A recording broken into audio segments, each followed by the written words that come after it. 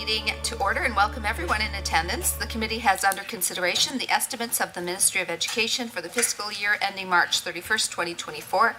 I'd ask that we go around the table and have members introduce themselves for the record. Minister, please introduce the officials who are joining you at the table. My name is Jackie Lovely. I am the MLA for the Camrose constituency and the chair of this committee. We will start to my right. Good morning, everyone. Cyril Turton, MLA for Spruce Grove, Stony Plain. Good morning, Mark Smith, MLA for Drayton Valley, Devon. Good morning, Muhammad Yassin, MLA, Calgary North. Good morning, Jackie Armstrong Homnick, MLA for Saskatchewan, Vegreville. Tanny Al, Fort McMurray Wood, Buffalo.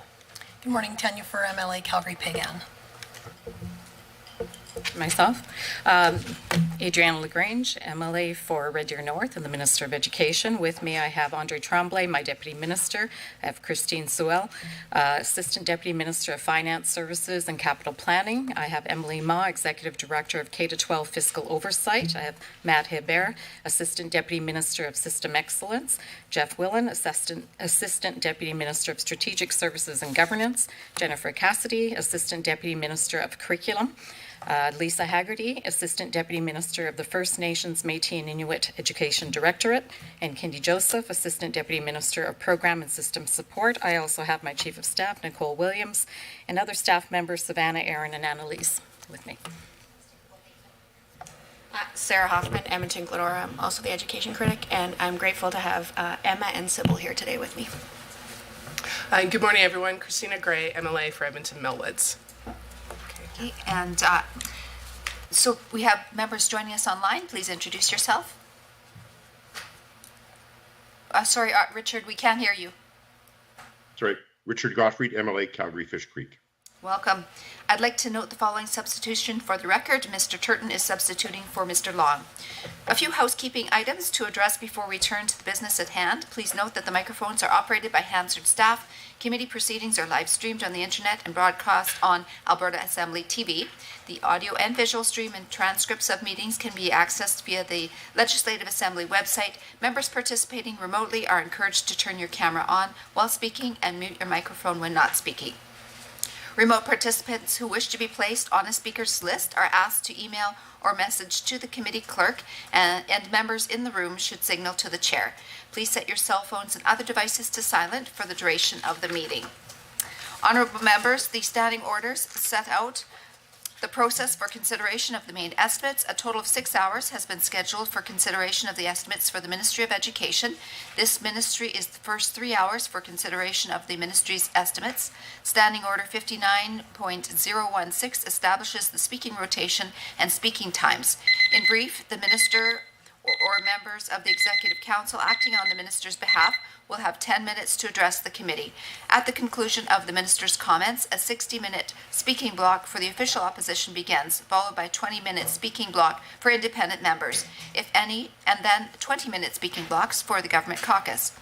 Individuals may only speak for up to 10 minutes at a time, but speaking times may be combined between the member and minister. After this speaking time, the following same rotation of the official opposition, independent members, and government caucus. The member and the minister may each speak once for a maximum of 5 minutes, or these times may be combined, making it a 10-minute block. If members have any questions regarding speaking times or rotation, please send an email or a message to the committee clerk about the process. With the concurrence of the committee, I will call a 5-minute break near the midpoint of the meeting. However, the 3-hour clock will continue to run. Does anyone oppose a break? Okay, we'll have a break then. Ministry officials may be present and at the direction of the minister may address the committee. Ministry officials seating in the gallery, if called upon, have access to a microphone in the gallery area and are asked to please introduce themselves for the record prior to commencing. Pages are available to deliver notes or other materials between the gallery and the table. Attendees in the gallery may not approach the table. Space permitting, opposition caucus staff may sit at the table to assist their members. However, members have priority to sit at the table at all times. If debate is exhausted prior to 6 hours, the ministry's estimates are deemed to have been considered for the time allotted in the schedule, and the committee will adjourn. Points of order will be dealt with as they arise, and individual speaking times will be paused. However, the speaking block time and overall 3-hour meeting clock for the first segment of the 6-hour allotted hours will continue to run. Any written material provided in response to questions raised during the main estimates should be tabled by the Minister in the Assembly for the benefit of all members. The vote on estimates and any amendments will occur in Committee of the Supply on March 16, 2023. Amendments must be in writing and approved by Parliamentary Council prior to the meeting at which they are to be moved. The original amendment is to be deposited with the committee clerk with 20 copies. An electronic version of a signed original should be provided to the committee clerk for distribution to committee members. Finally, the committee should have the opportunity to hear both questions and answers without interruption during the estimate debate. Debate flows through the chair, please, at all times, including instances when speaking time is shared between a member and the minister. I would now invite the Minister of Education to begin with your opening remarks. You have 10 minutes, Minister. Thank you, Chair, and thank you for this opportunity to discuss education's budget and main estimates. As I've already named all of the team that is with me today, the one item that I failed to mention is that they are the best team in all of government. They are an A team who have so much care and concern about education, and it is an absolute privilege and honor to work with them each and every day. So I just wanted to make that clear for the record. I've also been looking forward to today's discussion because we have all worked so very hard on this budget to ensure it reflects the many different ideas, perspectives, and concerns we've been hearing from students, from parents, from teachers, from trustees, school administrators, and school leaders right across this province. I want to take a moment to thank all of our teachers and administrators, trustees, and system leaders who I speak with on a regular basis and who have shared their thoughts and concerns and continually want to strive for improvements. And they've shared many of their ideas, many of which are included within this budget. We are increasing our year-over-year funding by significant amounts so that we can deliver timely and meaningful improvements in 4 main areas. To set Alberta students up for lifelong success, we are increasing operational funding to the education system by nearly $2 billion over the next 3 years. This is very significant. This is a very significant increase, and it means that we are setting yet another new record for funding in Alberta education. School authorities will be able to hire approximately 3,000 more education staff, including teachers, educational assistants, bus drivers, and school support staff. The department's consolidated budget for the upcoming fiscal year will be $8.8 billion, which is equal to $44 million every day students are in school. In my remarks today, I'm going to focus on 4 of the budget's main accomplishments: building and modernizing schools across Alberta, providing more funding for enrollment growth, addressing classroom complexities, and mitigating cost pressures caused by inflation. Building new schools and modernizing existing ones is a major focus of this budget. It's important to the government that students have world-class learning spaces and facilities to help them grow. And by investing new and improved schools, we are not only supporting our students, but we're also creating more jobs in the construction industry and adjacent sectors of local economies across the province. Budget 2023 invests $2.3 billion over 3 years to increase the number of schools in growing communities, continue work on previously announced projects, and maintain existing schools. This is an increase of approximately $300 million over last year's capital plan. We have heard that building and modernizing schools is a priority for Albertans, and we're delivering. We announced and are supporting a total of 58 projects, which include 13 full construction projects, 20 design funded, 14 planning, and 11 pre-planning projects. Again, for a total of 58 new projects.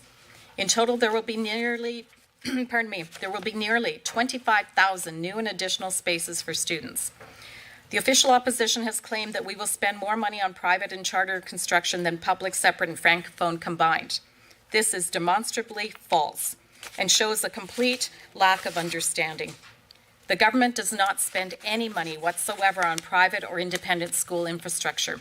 As has been the case for decades, the government provides operational funding at 70% to independent authorities, but no capital funding.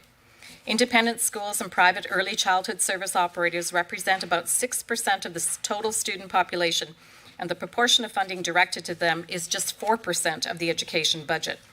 We recognize the vast majority of Alberta students attend public schools, and accordingly, there is a vast majority of the funding that goes directly to those schools. Nonetheless, Alberta's government has a strong tradition of funding choice, which includes many different kinds of schools, including independent schools, because we are committed to supporting each and every student in the province. When it comes to Alberta's children, we will not pick and choose which students to support and which not to. Our education system leaves choices in the hands of Alberta's parents. We strongly believe parents deserve to be able to choose the type of school they will provide that will provide the most benefit for their child. The budget does include $171 million to support charter school infrastructure, but as I mentioned earlier, the total amount of schools in the capital plan is $2.3 billion. Therefore, charter schools are in fact, and furthermore, charter schools are in fact public schools. Public charter schools are nonprofit, and they exist to enhance the public education system, not to compete with it. Wherever a public charter school exists, it is because it offers something that was not previously available to students and that parents are looking for. In fact, there are 20,000 children on waiting lists for charter schools. Public charter schools are finding ways to improve student learning outcomes, boost research and innovation, and collaborate more closely with other learning institutions and business industries. And the government's investments in public charter schools and collegiate schools are a critical component of our commitment to prepare students for a rapidly changing labor market.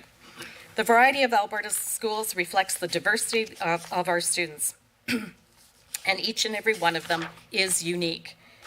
And each and every one of them deserve to choose the option that will help them learn best, and they deserve to learn in the same quality of environment. We are constantly working to make the education system as welcoming as possible for all students. With Budget 2023, we are fully funding enrollment growth. We are increasing funding to school authorities by more than $820 million, specifically to support a growing number of students. This funding will empower school authorities to hire more teachers and obtain more resources for students. The funding will be provided through our network in a flexible way, it will be provided through our framework in a flexible way, allowing the local boards to make decisions on how to best use the funding to support their students. We are also significantly increasing the funding rates for a variety of grants to school authorities. Funding for the base instruction grant will increase by 6%, and funding for specialized learning supports, program unit funding, English as an additional language, Francisation, refugee students, and First Nations, Métis, and Inuit students, all of these grants will increase by 10%. We are also providing a 20% increase to the school nutrition funding program in recognition of the significant impact inflation has had on the price of food. This is all being done in the next school year alone. Budget 2023 also includes targeted funding of $126 million over 3 years, including $42 million in 23-24 to help school authorities hire more educational assistants or increase their hours, provide more training opportunities for staff, and/or hire specialists such as counselors, psychologists, interpreters, and even more specialized teachers. It's important to note we are helping to avoid more administrative burden for school authorities by building this into their base funding amounts rather than requiring them to fill out applications. In total, Budget 2023 provides $1.5 billion in learning supports funding, which benefits Alberta's most vulnerable students and children with specialized learning needs. This is an increase of 6%, or $84 million, from the 22-23 budget. In addition to addressing students' diverse and complex needs, another key focus of this budget is mitigating the impact of rising inflationary pressures which school authorities have been experiencing. We're providing school authorities with an additional $18 million of funding in 23-24 and $80 million over the next 3 years to help with the increased costs for utilities, insurance, and supplies for maintaining schools. This increase of 5% for the Operations and Maintenance Grant is in addition to the previous increase in Budget 2022, which provided $4 million in 22-23 and $6 million in future years. We know that school authorities and families are also facing cost pressures for student transportation as well as long ride times. That's why we're increasing our investment in transportation by 32% in the 23-24 fiscal year. Over 3 years, this reflects an additional investment of $414 million. We are working on changes so that students who live closer to their designated school will become eligible for transportation services and provincial funding. We're also going to change the way we calculate that distance, so that it is based on a driving route rather than including walking paths, which will help address parent concerns around safety.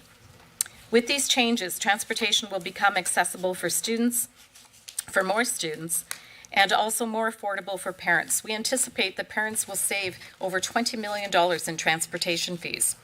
We will also continue the fuel price contingency program to give school authorities relief on fuel prices.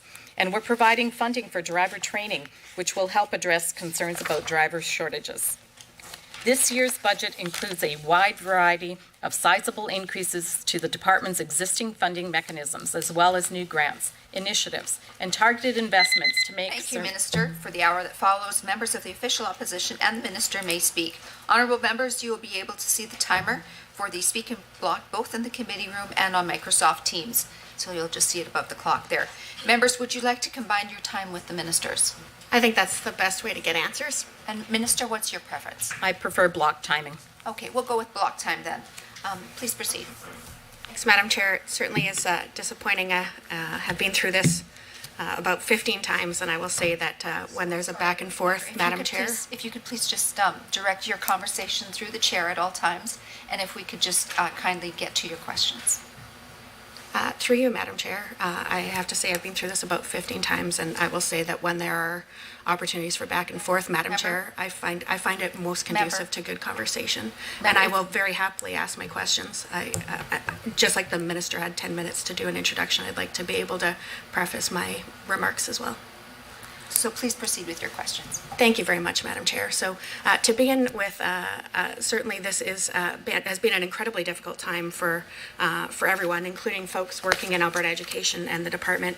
Want to commend them all for the work that went into delivering on the Minister's vision through their presentation of budget documents, and thank them for their attendance here today and the work that went into it. I'm going to begin with some very high-level questions like I did last time. So there have been a number of areas that we're seeing less public reporting on than we did previously.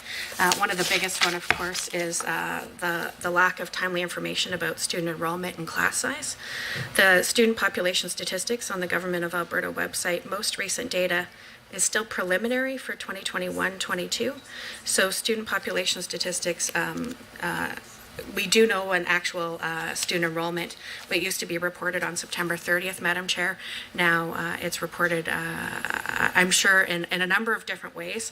But the budget, of course, is just based on projections that were submitted in January when students actually attend in September, projections and actuals from the 2 prior years. So student population statistics information, I think, is important for us to know whether or not what we're here to consider is adequate. So again, the preliminary number that's on the Government of Alberta website, student population, is for preliminary 2021-22, 744,809. That's broken down by public, separate, public, Catholic or separate, Francophone, charter, private operator, private school, First Nations, federal, and so on. I don't need all of that level of detail, but I think Albertans deserve to know how many kids actually went to school in 2021, how many went in 2022, how many are going in the current fiscal year, and then how many are we projecting for the upcoming fiscal year. So those numbers, just like the 744,809 number for the following years, 2 of which were already complete, and the current year as well as next year's projection, which we're here to consider, I think would be an important starting point for all of us to be able to determine the adequacy of the budget. So the current year's actuals, I think, are important for us when it comes to projections, as well as some of the demographic makeup. In the last two rounds of budget estimates, we talked about how kindergarten enrollment was down significantly from projection. I'm hopeful that that number is back up for this year. So having a breakdown of what the kindergarten projections are, I think, is important for all of us. And then generally we could have a Div 1, Div 2, Div 3, Div 4 for each of those. I think that that would help lay the foundation for what the last 2 years have looked like and what the projection is for this year in terms of student enrollment. Because we do know that enrollment is growing at an incredible pace, particularly in the largest urban centers of our province and surrounding communities. But there are many other parts of the province that are growing as well. And I often hear about how frustrated growing divisions are, which again, Edmonton, Calgary, Lethbridge, surrounding areas are all experiencing with the change to the weighted moving average funding, which for everyone's awareness again is 50% based on projections for January, not actuals for September, and then the 2 prior years as well. So those that are seeing an increase, especially dramatic increase, aren't getting funded for those new students in a timely way. And it means that, and when I say timely, I'm not just talking about the year that they're going to school. Most of the time they're not getting funded for 3 years because of the 3-year weighted moving component, at least not fully funded for 3 years. And by then there's already new students. So those growing districts have really seen, I would say, the lion's share of the cutbacks when it comes to the minister's vision around how to allocate the resources that are available publicly to support public Catholic Francophone separate and charter education. So, for example, when I was first elected trustee in 2010, and I think the minister was already a trustee by that point as well, between that time and today, just in the board that I was a representative of Edmonton Public, there are 30,000 more students. So that's not that long ago, and that is more students than many districts combined. So the fact that 20% is based on 2 years prior, 30%, or 30% on the previous year, and then 50% based on the projections for 1 year prior, basically 9 months prior to when kids actually show up, is incredibly detrimental in those areas that are growing so quickly. So that's why I think it's so important for us to have the overall enrollment so we know what the trend is. As well, it would be great to have a breakdown for where, because everyone submitted in January what their projections are, which divisions are anticipating the most growth based on their January projections that inform the creation of this budget and the allocation of both base funding and other grants. So it is foundational to understanding the conditions upon which this budget was formed. So again, I want to say for divisions where enrollment's flat or declining, I have no problem with weighted moving average. I think it creates a bit of a cushion for if your school is losing a significant number of students to not have to cause so much trauma all in 1 year. If you're going to be down 20 students, you're maybe not losing a teacher immediately. If it's a small school, you might have 3 years to make that plan and to ensure that students have reasonable offerings and programs. Where it is incredibly detrimental, though, is if you're getting hundreds of new students and you're not being funded for them. That simply drives up class sizes, especially in those large urban schools. So questions around, is there any vision in this year's budget around moving away from the weighted moving average, particularly given how disproportionately harmful it is to school divisions like Edmonton Public and separate, Calgary Public and separate, Francophone divisions, Lethbridge, those growing areas, particularly urban areas where enrollment's going up. Again, no problem where enrollment's declining. I think it is fair and reasonable to have some type of formula in place to offer a bit of a cushion, but this certainly it shouldn't be done at the cost of kids in classes with 45 students in an urban high school.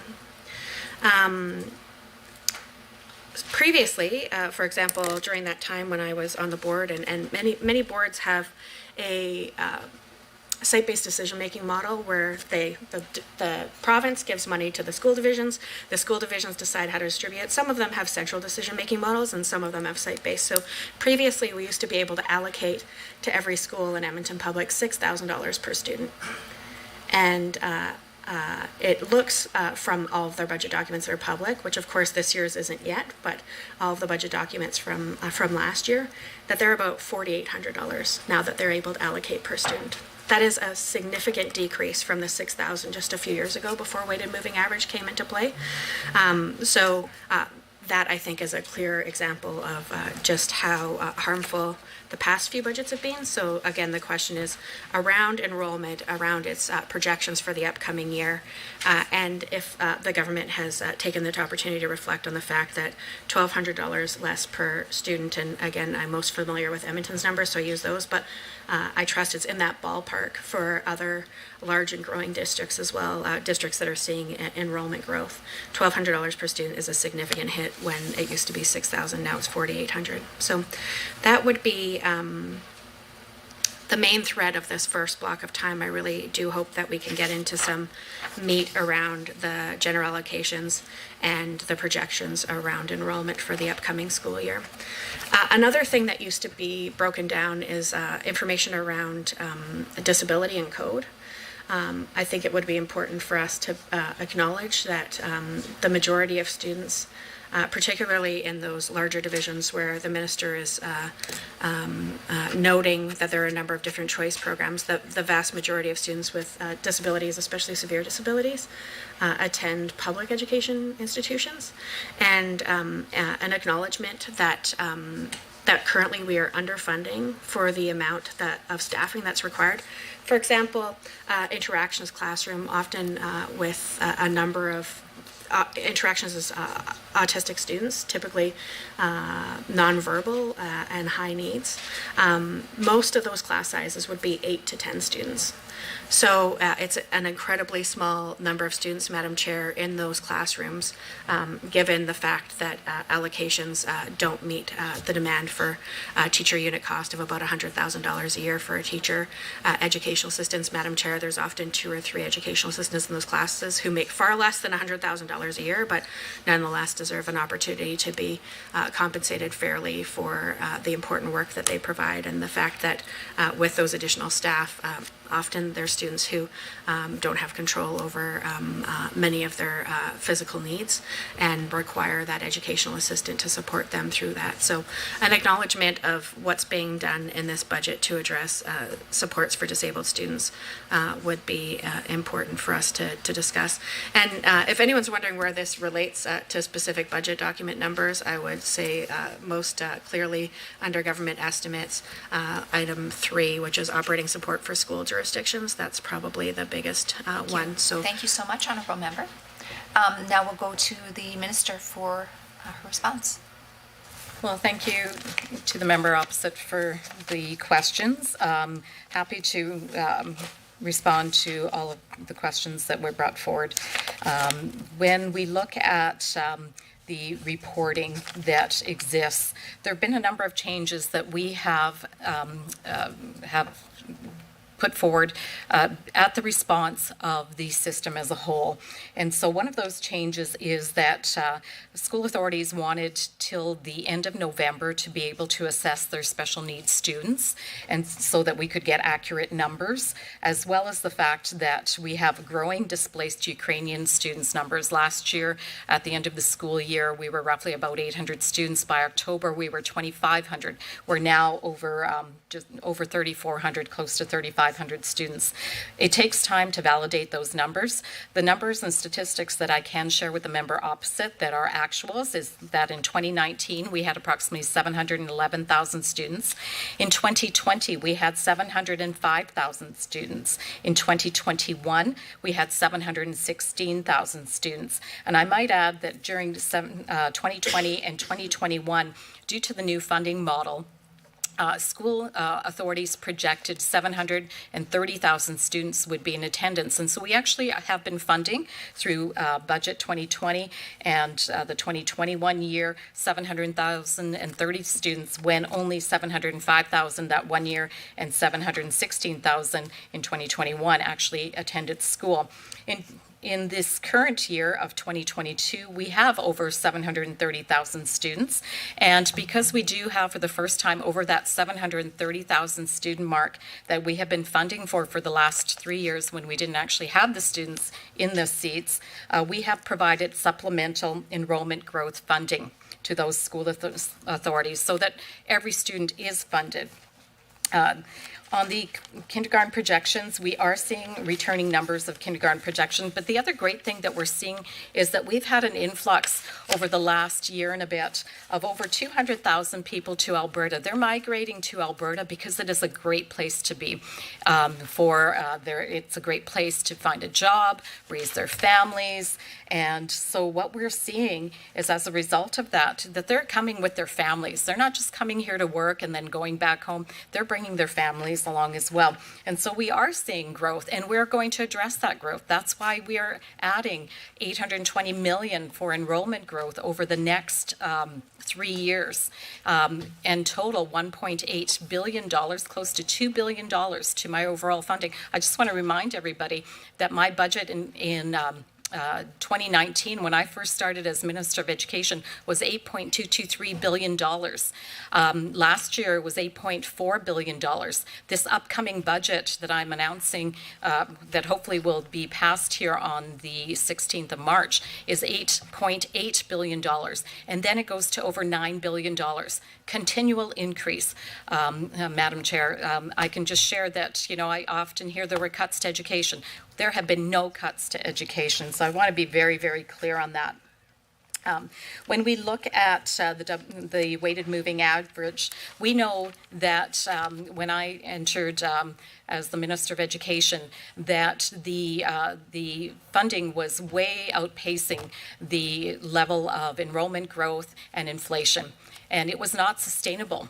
And what I heard, and I was a school board trustee for 11 and a half years prior to becoming the Minister of Education, and what we always advocated for was sustainable, predictable funding, so that we didn't have to rely on September 30th counts and have those big fluctuations in the funding model.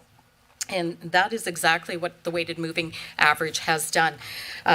We've been able to tweak it as we go along. When we've seen areas that needed to be addressed, we continue to refine it. And that is something that I know school authorities have very much appreciated, that ongoing collaboration to look at, where there is extreme growth. A small amount of growth is captured under the weighted moving average. But when we have seen extreme fluctuations, we've added, including the supplemental enrollment growth funding. When we look at, the member opposite had mentioned about that school authorities are allocating dollars to their schools, and some use site-based and some use central.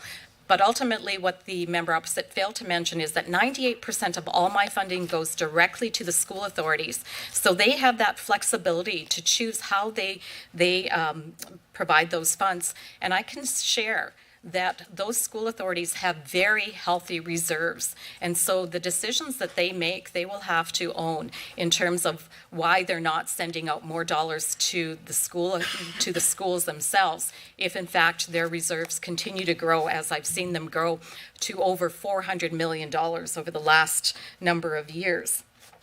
When we look at the specialized supports, I was a rehab practitioner prior to becoming a school board trustee. That was my career choice. I had a younger brother who was born with Down syndrome, and that led me into my career path. And so I've worked with vulnerable students all my life as well. And right now, out of my $8.4 billion, we spend $1.4 billion on our most vulnerable students.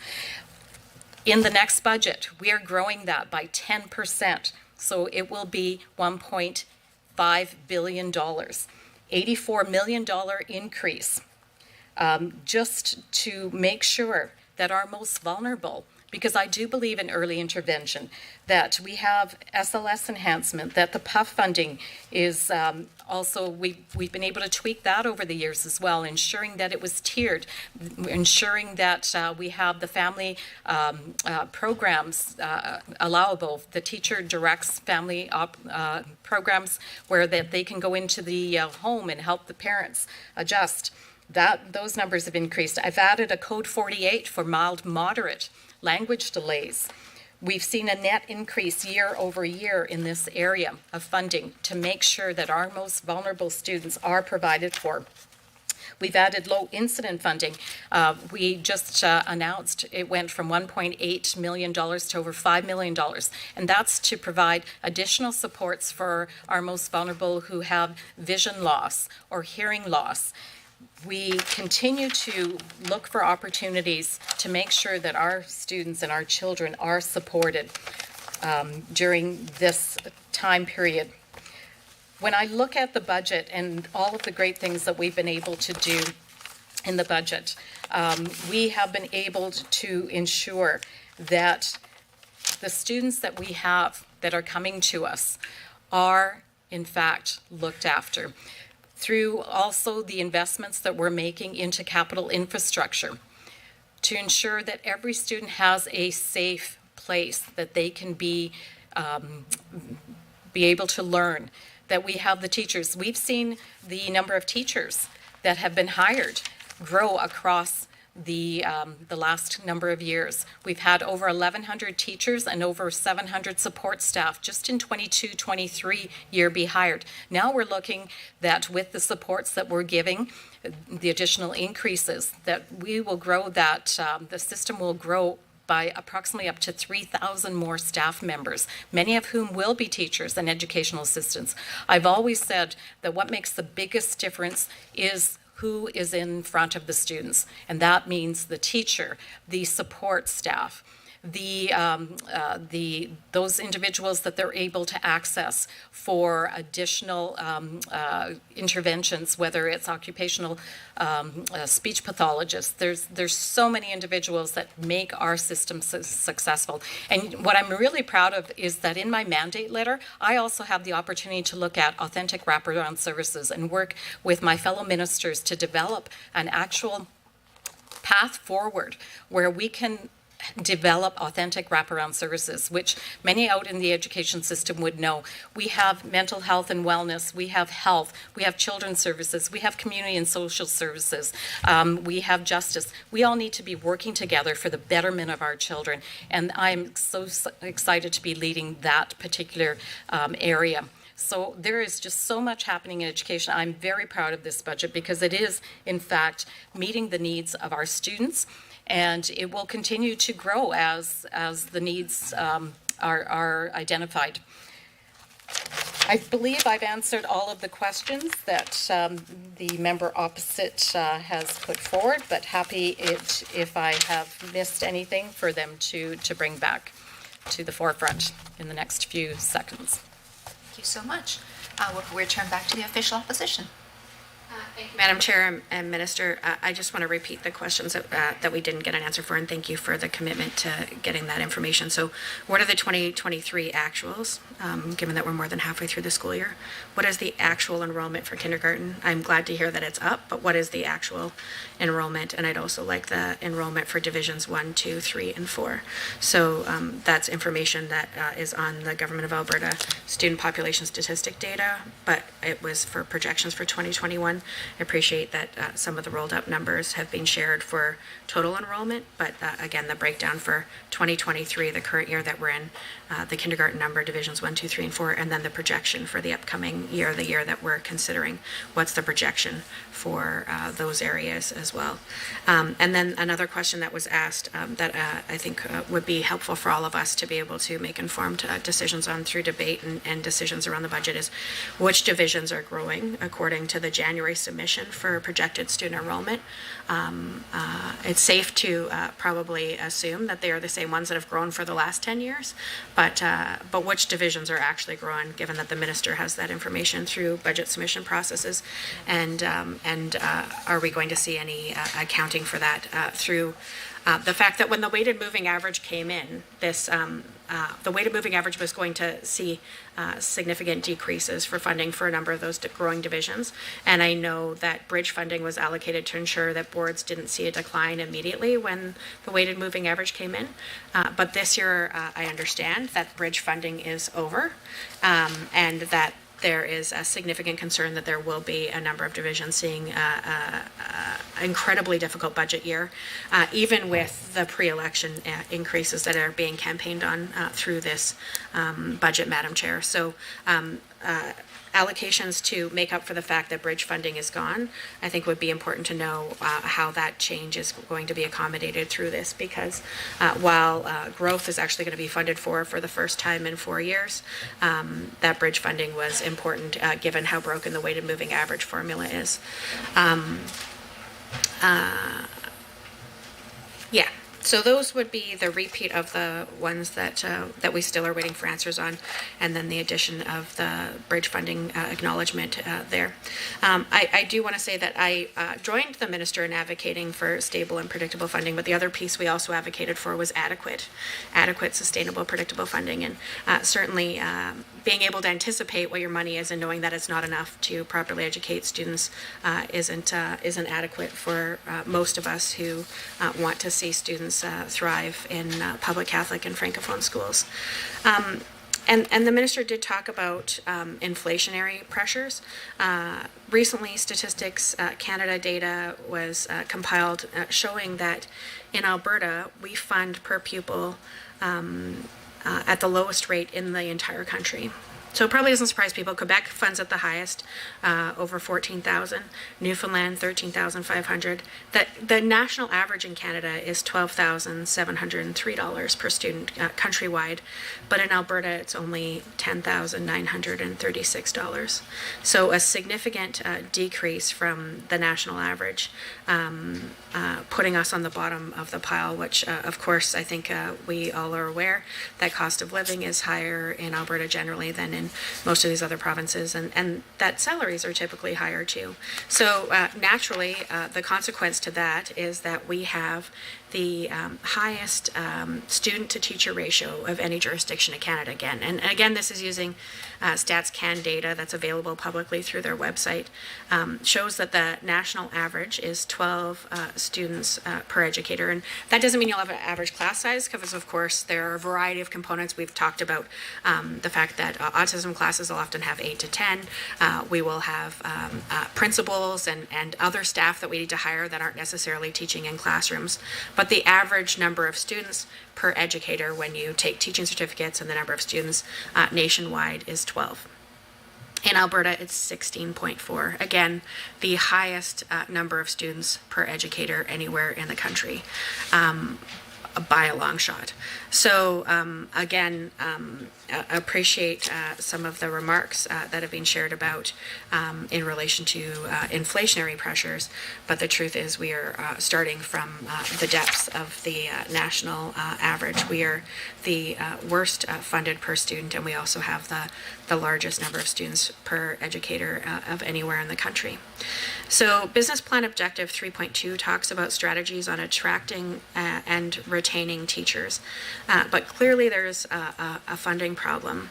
And even the McKinnon report confirmed that we were below the national average, and that there were other jurisdictions per student who were funding at much higher rates. And again, now we know, confirmed by Statistics Canada, that that is true. So in terms of the Business Plan Objective 3.2, I have to say I expect that will be a massive uphill battle, and also given that there have been recent surveys released showing that it was about a third of Alberta's teachers are considering leaving the province or the profession in the next few years if things stay on the current trajectory. That's deeply concerning, and I think will limit the current government's ability to deliver on that objective. Enrollment data. I want to take a little bit of a shift, and it's still related to weighted moving average in the next 4 minutes, to talk about high school pressures in particular. There have been a number of changes to the way funding is the shell game of funding in the province of Alberta over the last few years. And the piece that I hear regularly from high school parents, administrators, and educators around, as well as students, is the lack of support for options and for components like dual credit. And I do have to say that I believe that the change in how high school students are funded has played a significant role in limiting these options, particularly in smaller communities. For example, I know in Northern Alberta, many communities were able to do dual credit around healthcare aid programming that ensured that high school students were on a career path in healthcare. They were getting a credential. They were working in local lodges, nursing homes, long-term care and assisted living facilities, and ultimately many of the times taking care of their family members and other people that they'd grown up with in their communities. And given the change in funding, a number of those programs are no longer being offered, particularly in smaller communities, because they just aren't compensated in a way that recognizes the additional work that's being put into it, both at the post-secondary level and at the local school or jurisdiction level. And I think that's detrimental to the objectives that we have around creating career pathways for students to find success beginning in their K-12 years. And of course, I've been a strong advocate for expanding financial literacy since the time that both the minister and I served on school boards. So ensuring that we have a pathway that's supported with a minister and a government that actually believes in creating opportunities for students to begin on that career path in high school, if not sooner, and seeing the negative impacts of the funding formulas, particularly as it relates to high school, large class sizes. Many divisions, high school teachers are being asked to teach 8 for 8, meaning no prep time outside of their own personal time, which means that it's harder for them to be able to create these opportunities for authentic learning in relation to the community, which again is counter to what's articulated in the business plan as one of the key objectives, 1.2 strengthening career education programming. So I would say that 3.1 and 1.2 are two of the main outcomes in the business plan that I'd like to hear a response on. And I would like some information, some hard numbers on the actual numbers of students that have been able to complete dual credit programming over the last budget year. Probably the prior one as well would be important, and projections for the upcoming one. If it's possible to go all the way back to 2019, I think that that's a telling arc of what's happened under the current government. But knowing what I'm hearing from members throughout the province, particularly those in rural and remote communities, about the negative impacts of the high school funding, I think is an important thing for us to reflect on here. And if we're bringing forward a business plan that will actually enable us in achieving those outcomes with the budget, or if we are moving in the wrong direction. And I would say it comes back to me over and over again that it's in the wrong direction. There's only a few more seconds, so maybe I'll leave those questions at that point. I have many other areas to go into, but welcome responses to the minister on those outstanding questions from the first block and those in the second. Okay. Thank you so much. Please proceed, Minister.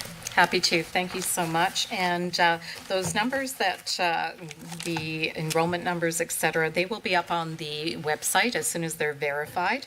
I want to talk about the bridge funding because that has been something that was very important to school authorities, and particularly when we were transitioning from the new, from the old model to the new funding model.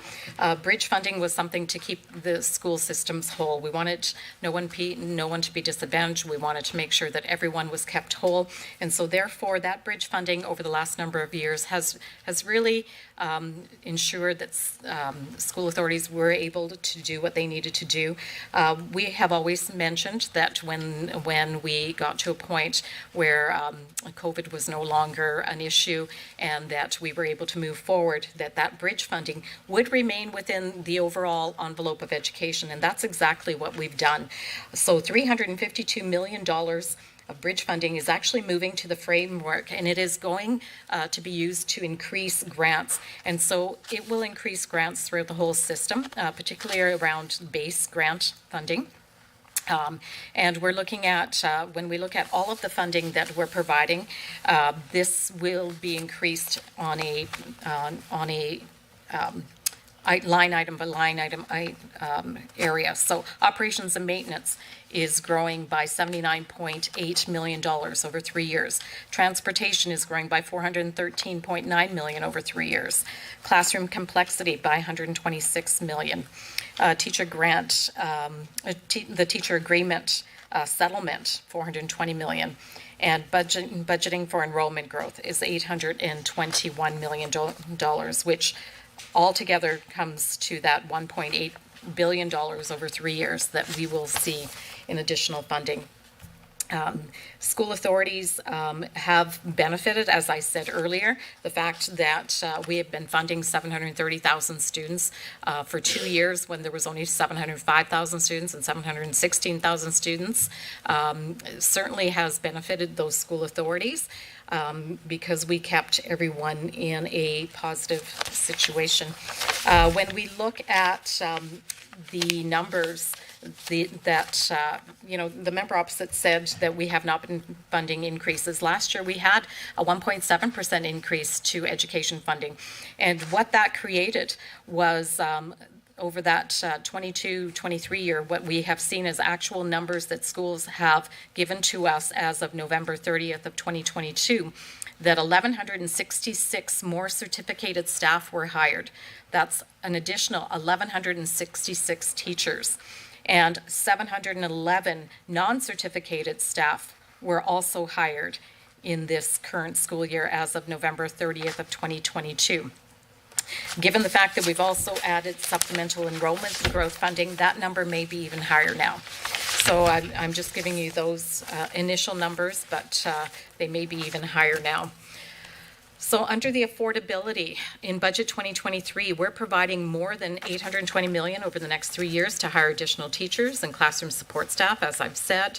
And we allow the flexibility for school authorities to manage their class sizes because, of course, the member opposite and all of you would probably know that school authorities, school boards are the ones that hire the teachers and the support staff. They get 98% of all the funding in Alberta education, and they hold the contracts with the staff members themselves. We're providing $126 million over 3 years so school authorities can add supports to complex classrooms and give students the focused time and attention they need. School authorities will be given an additional $414 million over the next 3 years to support school busing improvements and rising costs.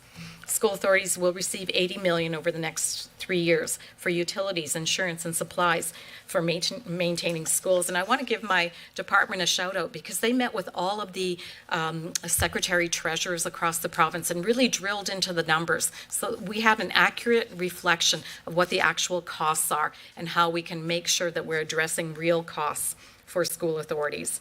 We also know that there are rising costs to food prices, and that's why we've added an additional 20% or $20 million, or increased the overall nutrition program to $20 million in the 23-24 area. There's so many things that we're doing to ensure that affordability is something that is being addressed in this budget for school authorities. We also know that Alberta is a great place to live. And contrary to what I heard just recently here from the member opposite, there are so many affordability measures in Alberta. We don't have a sales tax. We have lower overall corporate taxes, which is, enticing people to come to Alberta. Unfortunately, we do have to contend with the carbon tax, which the members opposite I know support. Justin Trudeau and Jagmeet Singh in their continuation of that carbon tax. And that has created such an inflationary cost in this province because, of course, all of our food and a lot of the items that we have in our stores and our grocery stores and our clothing stores, they're trucked in. And so those higher costs have to be passed on to the consumer. And that's a real shame. And if we could ever get rid of that carbon tax, that would be fantastic. I know that we got rid of it as a government when we came into office. Moving on to Stats Canada. I know the member opposite talked about Stats Canada. And those numbers in Stats Canada, I really want to know if they're comparing apples to apples or apples to oranges, because there's very little data as to whether they compare what our actual numbers are to the other provinces. No other province has a weighted moving average. They have different models of funding, and our funding model is unique and has obviously done what it needs to do in terms of making sure there's sustainable, predictable funding for school authorities, and also the fact that growing reserves indicate that we have healthy reserves in our school authorities that in fact our school authorities are being well funded, that they're able to set aside for a rainy day those dollars that they need. I also want to bring to everyone's attention that we fully funded the teacher settlement. That our teachers, in fact, remain some of the highest paid professionals in all of Canada. We look at the fact that there was a settlement of 0.5%, 1.25%, and 2%. That alone totals $206 million. But over the next 3 years, that number is actually $420 million that will be going to our teachers, because you're right, they deserve to be well funded. They work really, really hard for our children. They care so much. You know, I started actually the Teacher Advisory Council for the first time ever. There was never a Teacher Advisory Council before for the Minister of Education. And I started that Teacher Advisory Council because I wanted to hear directly from teachers and how they are doing and what's going on. And, you know, the one thing that I heard, because I met with them actually face-to-face here just recently, probably about 3 weeks ago or so, and I have about 40 that sit on my my panel, my advisory panel. The one thing that they were talking about, and some of them were high school teachers, some of them were elementary school teachers that are actually bringing in new curriculum. But the ones that were high school teachers, going to the member opposite's question about high school, they were really concerned about the complexity that they're seeing in their high schools. Some of the students that require additional supports, the mental health and wellness challenges, and all of the things that we are looking to address through not only the mental health and well-being pilots, of which we have allocated $50 million to 80 pilots right across this province, which is on top of the $1.4 billion, soon to be $1.5 billion that we're going to be spending each and every year for our most vulnerable students. They are concerned, and they were very appreciative of those dollars that we are spending on mental health, because they are seeing it within their classrooms. The other area I'd love to get into, and I could talk for hours on, is the Career Education Task Force. And I put together that task force for the very reason that while we do have dual credit and apprenticeship programs, et cetera, we have never had or taken the opportunity to drill down into those programs. Are they actually meeting the needs? Are we funding them appropriately? What needs to happen so that we can grow? We know we're going to be short 30,000 trades over the next decade. How do we incentivize and how do we attract our young people into these great paying, wonderful jobs that are just as valuable as any other job that's out there? And so we continue to work. I'm expecting the recommendations from the Career Education Task Force by the end of the month here, and I'm excited to see what possibilities are there, because not only did they work with teachers and administrators, they worked with industry leaders. They worked with post-secondaries.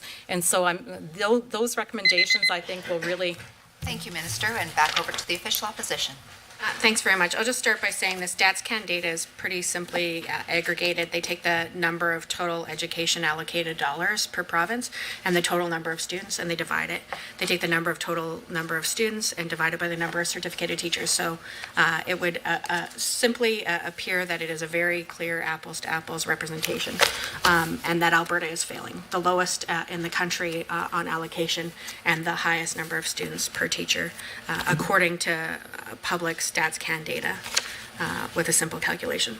I'm going to pivot to the capital plan because I know that the minister is talking about many projects, but the number, and again going through the minister's own press release and going through capital plan submissions from each of the divisions, there are only 5 new schools that are actually funded for construction in the budget that we are here to consider. There's lots of promises around projections and announcements made about things that might happen in out years, but there's only, from the current government, 5 new schools funded in this budget. 1 in Airdrie, 1 in Calgary, 1 in Edmonton, 1 in Lethbridge, and 1 in Raymond. That's it. There are needs, of course, in areas in addition to new school construction, but that's why I've been asking all of the questions around enrollment growth and projections, because I think, for example, we have members here from growing suburban neighborhoods that know that there is pressure when it comes to capacity and school utilization, that they aren't seeing their schools reflected in a funded way by the government in this budget. So there's only 5 new schools actually funded for construction in the year that we're considering in this year's budget. Let me tell you a little bit about the scope of what the needs actually are. So, for example, Calgary Catholic School Division, which is getting the one new school being built for Calgary, Nolan Hill, incredibly important.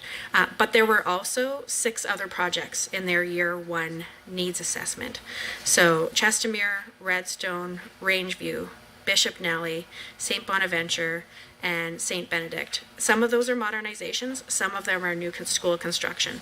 That's why the piece on having enrollment numbers and being told, we'll post them on the website when they're available. Well, the website's 3 years behind, right? We still have projections for 2021.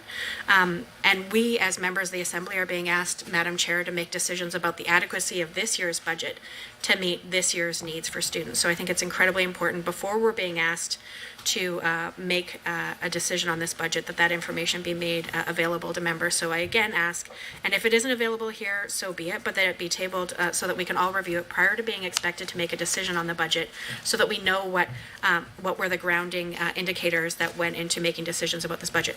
Those 7 projects I outlined for Calgary Catholic are just their year 1 needs. Many of the things that the government chose to announce last week are planning or pre-planning dollars, which maybe if they were committing to the year 3 commitments would make sense, because those almost certainly will take at least 3 years to get off the ground, and none of them were committed to. So in year 2 there was Walden, Airdrie, Calgary West, Our Lady of the Rockies, St.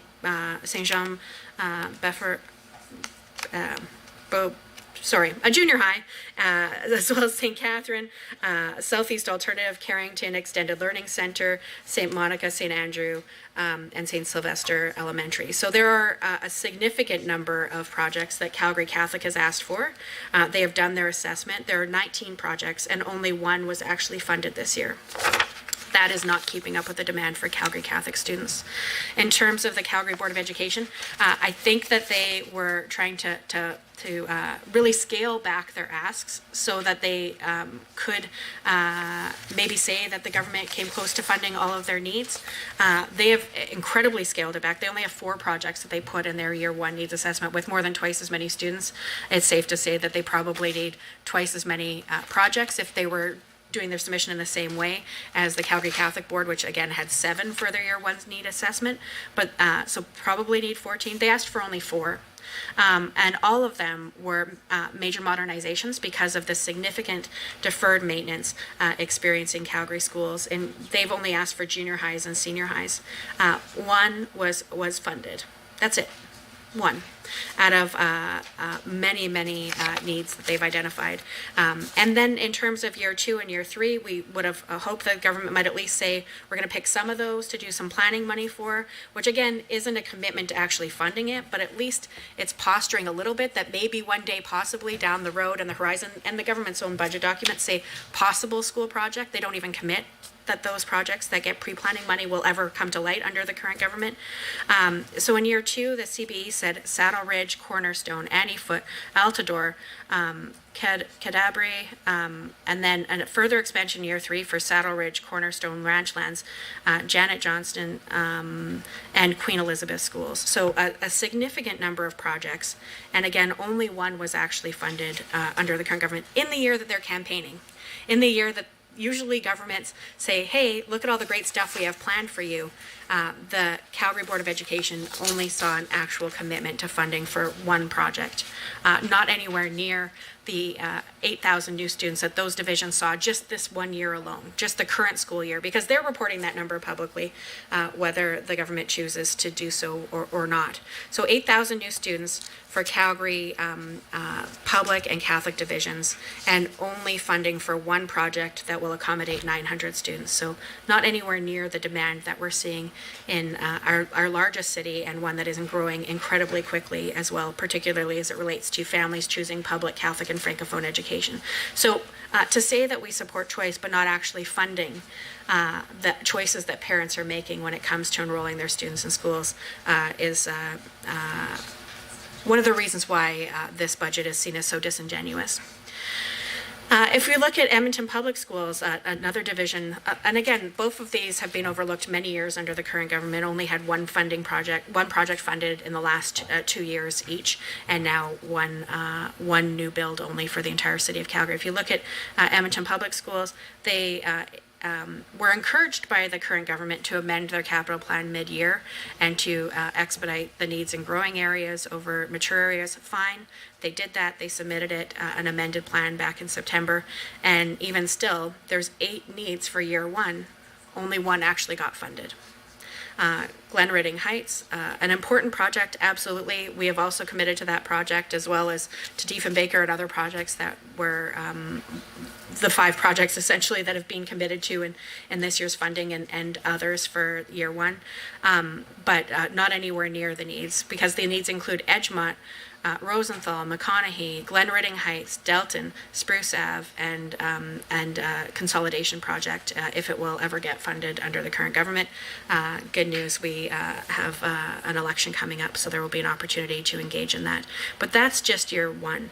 If you look at the 3 years, there are 23 projects that need to be funded, and this is a needs assessment that every division submits to the Minister of Education and Department, and I'm confident that the Minister will talk about the gated process. I will say most divisions feel like it's a wall, that they are incredibly polite and will say many nice things when they get anything, which is how most of us function when we're in the roles that we're in. We lead with politeness, but I will say that there is significant disappointment on the part of most school divisions when it comes to the lack of capital investment. So again, Edmonton Public Schools, 8 projects in their year 1. In year 2, Hawks Ridge, and the list goes on. There are significant needs throughout the city, and a growing city with significant space issues. And students are riding the bus upwards of 40 minutes. We're entering into more schools going to lottery. Lottery meaning even if you live in the immediate attendance area, there isn't enough room for you, so you could literally live across across the street from the school, and have your name be included in a draw to see who's allowed to go to that school and who isn't. And there were 5, I believe, this year that were on lottery, and I think it's set to be 7 in Edmonton Public alone for this upcoming year. It's safe to assume that similar trends are probably happening with the Catholic Division and in Calgary, and probably Lethbridge and other areas as well. So not anywhere near meeting the adequacy test. The minister might say, well, there is pre-planning money committed for some projects, or design funding committed for some projects. These year 1 projects are needs for immediate funding. They're not in their year 3 list. If they were funding year 1 and making pre-planning commitments for year 2 and year 3, maybe people could have some understanding of where the current government's coming with that. But significant frustration, I would say, on behalf of many families when it comes to the lack of commitment to capital. Edmonton Catholic School is completely shut out of any actual funding commitments for this year. Let me tell you about their capital needs assessment. Heritage Valley and Kavanaugh, they need a new school. That was their number 1 ask. A replacement school for Rundle Heights, St. Jerome Catholic Elementary, and others in that area. Thank you so much, Honourable Member. We'll go now to the Minister. Well, thank you. There's a lot there to unpack, and so I'm happy to do it. And you know what? I'm happy to report on on our government's progress on capital infrastructure. In fact, I'm happy to compare ourselves to the former government, to the NDP, any day of the week. When I look at the fact that we have announced 106 schools and are working towards building 106 schools, these are actual projects that will move forward because they are priority projects that have been identified by school authorities. Member opposite was a school board trustee. I was a school board trustee. She knows how it works. In the 3-year education capital plan, school authorities put forward their top asks. They prioritize what they need in their school authority. And this year we had 377 requests from school authorities across this province. And as I said, 58 were announced in Budget 2023 by our government, 48 previously. And I just want to highlight the members opposite during their 4 years only announced 47 school projects during that whole time period. What does that look like in terms of student spaces? We are currently funding 62,500 more spaces is what we're creating through that 106 investment that we have been doing during our government, whereas the NDP only approved and created 34,000 spaces. That's double the amount of spaces that we're creating. I'm happy to talk about that all day long on that. When we look at the NDP in Calgary, they announced 11 projects. We, in fact, since 2019, have announced 18 projects for CB and Calgary Catholic, 11 which have alone been announced in budget 2023. In the 4 years that the NDP were in government, they only announced 8 projects for Edmonton, Madam Chair, not Mr. Speaker. But since 2019, you can see I'm excited about these projects. This is such good news. Our government has announced 18 projects for Edmonton area, and for Edmonton Catholic and Edmonton Public, 9 of which were announced in budget 2023. When I look at the overall utilization rates of those school authorities, CB has a 87.1% utilization rate. Calgary Catholic has an 81.9% utilization rate. Edmonton Catholic has an 87.2% utilization rate.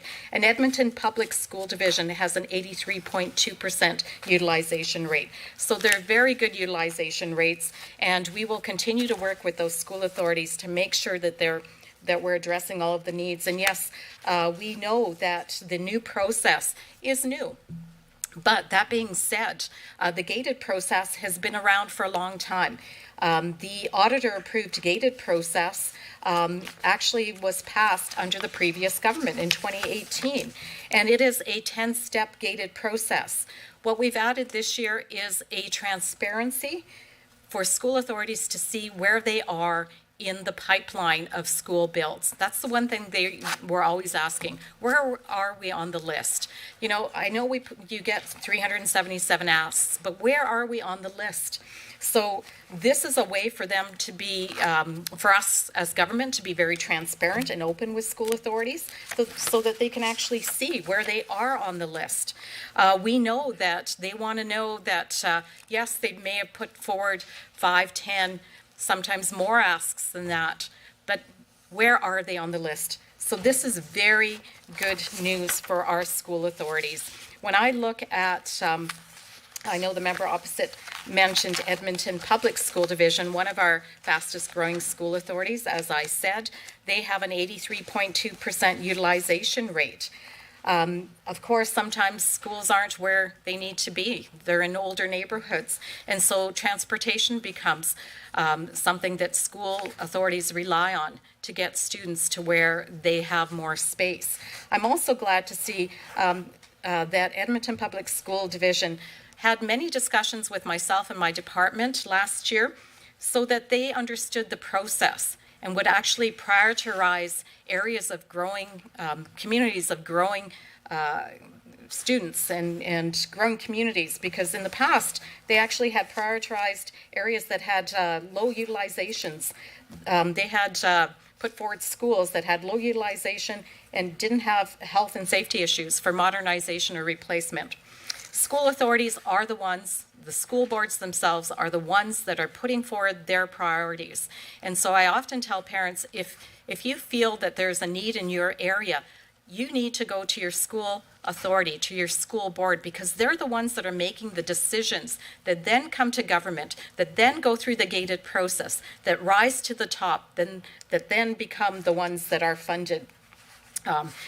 We are, in fact, funding all of these projects. I can get into how the, obviously, design funding and construction funding is something that everyone is familiar with. But when we look at the funding of pre-planning and planning, what are those dollars for? Some of the biggest frustrations experience from school boards, and I know myself as a school board trustee, is actually when you get funding for a school or an announcement for a school and all of the work that has to go into it, the pre-planning, the planning dollars. We're giving $4 million for planning. We're giving an additional over $1 million for pre-planning. So the school planning is intended to allow for further development of project scope and site investigation and work to help clarify potential risks and identify mitigating strategies and costs. Like, there's nothing more frustrating than getting an announcement for a school and then it having to be delayed for a number of years because there is an issue with the geotechnical work that has been done, and it finds problems with the soil compaction, etc. The goal is to remove barriers and better position the project for consideration of design and construction approval in a future budget cycle, so that when you get design funding or construction funding, you can go straight to work. Shovels can go into the ground, that work is ready to go. And I have to also state that in the pre-planning and the planning dollars, it doesn't mean it's an additional step that those school authorities have to go through. In fact, it's intended to remove steps and barriers. So therefore, pre-planning and planning, if the work can be done during that time period, projects can move right to construction. These, again, are projects that are in queue, and school authorities can be assured that these are priority projects, not only for them, but for government, that they will move forward. So some of the benefits of planning are early identification of project risks, which provide cost certainty, advanced development of mitigation strategies, alignment with the government's capital planning strategy and process development, supporting development of partnerships, supporting the elimination of non-viable options before a fully funded commitment, allowing for more efficient project delivery. And on the pre-planning side, this funding is intended for projects that currently have a low to medium priority, but are anticipated to significantly increase in priority in the next 3 to 5 years. So these are in areas that school boards are identifying that, you know what, it hasn't grown yet, but we know that in the next couple of years, there's going to be a community that really needs this area, this school in this area. So this would include projects to newer developing neighborhoods or projects that are still reasonably affordable to maintain and operate, but have a number of systems nearing the end of their lifespan. So modernizations, activities such as value scoping studies or other functional planning, development of program priorities, and outlining of initial scope can be completed. Pre-planning funding can be used to mitigate early identified risks, such as site fit analysis, and ensure the planned site is suitable for the required school capacity. Funding can support community engagement and may also support identifying cross-ministry opportunities such as childcare, community health partnerships, and seniors. We're talking more and more about, can we include more health childcare spaces right in our schools? And doesn't that make sense to have childcare spaces in elementary schools or other schools so that parents have more options available to them, particularly in areas. Thank you so much, Minister. We'll now move over to the Government Caucus for 20 minutes of questions from the members. Would you like to combine your time with the ministers? Sure.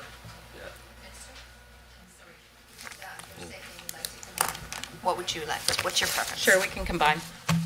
Please proceed.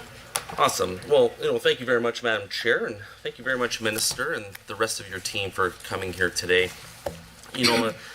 For communities like Spruce Grove and Stony Plain, and the young families that live there, education is just so key. I was talking to my son, who's in grade 4, telling him about the process of budget estimates and kind of what I would be doing here. And I asked him, I says, well, how do you get into high school? Because he's in grade 4. And he kind of looked at me and he says, well, with a ladder, Dad, of course. But it's a silly question and it's a silly answer. But it reminded me that, while we get caught up a lot in the estimates and the numbers, and they're extremely important, and we're going to talk about a lot of those numbers here today, but at the end of the day, that there's children there that just simply want to be educated. There's teachers that want to have a great learning experience, that want to help guide these young kids up, and there's parents that want to have a safe place that their kids can learn and grow and become fantastic contributing members to our society. And that's why I guess when I looked at the budget, there's a number of things that kind of stood out to me. And number one was obviously the 5.2% increase compared to last year's budget. I mean, when I looked at that number, I'm always trying to put things in terms of the context of what is the impact that it's going to have on the teaching experience, because a good education ministry, happy teachers, obviously will make for happy children that are growing up. And so I guess one of my first questions I have is, like, how can you further elaborate on how this increased funding will support Alberta students, teachers, and parents? Because for me, that's what I'm really interested in. It's like, what is that human story about the impact that this funding will actually have?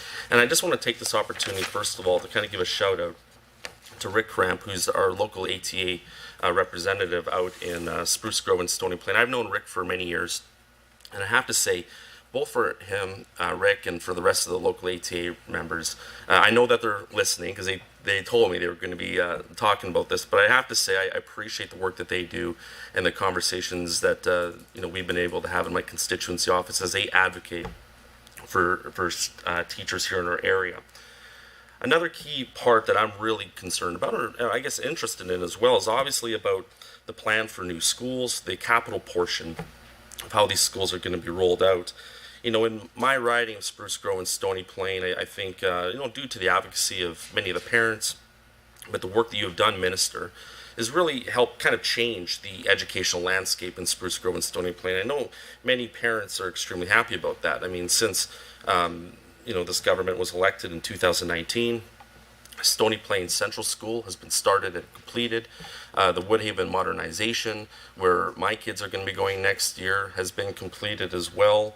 We have a brand new Francophonie school that has been started and completed and started here in our areas, which I actually, on that note, I find quite interesting when I hear members of the opposition talk about this government's lack of interest in the Francophonie community. And I will say, like, from my own experience, the track record of this government and yourself, Minister, and the work of your ministry is anything but. I mean, there have been Francophonie schools being built and started all throughout the area. And I know in my specific area of Spruce Grove and Stony Plain, there are hundreds of parents that are going to be utilizing that fantastic new educational opportunity, where before they had to go all the way to St. Albert for schools. And so that was a call for a plea for help from the Francophonie community, one that I was very happy to help facilitate those conversations. And Minister, I was very thankful that it was your ministry that helped make that happen. So this is the very first year I know that school will be there, and I'm looking forward to further capital expansions for that school to continue to enhance the Francophonie educational experience out in my neck of the woods.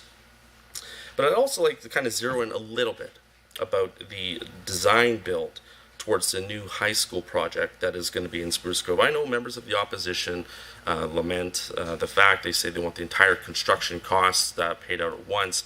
But I'll tell you, even from the conversations when I've talked to my Parkland school trustees, that they have told me that this is a project that they have been begging for almost 7 years. As Spruce Grove and Stony Plain, everyone likes to talk about which community is growing faster, and I think I'm probably no different in that regard. Granted, I will say Airdrie is growing considerably faster even than the Spruce Grove and Stony Plain.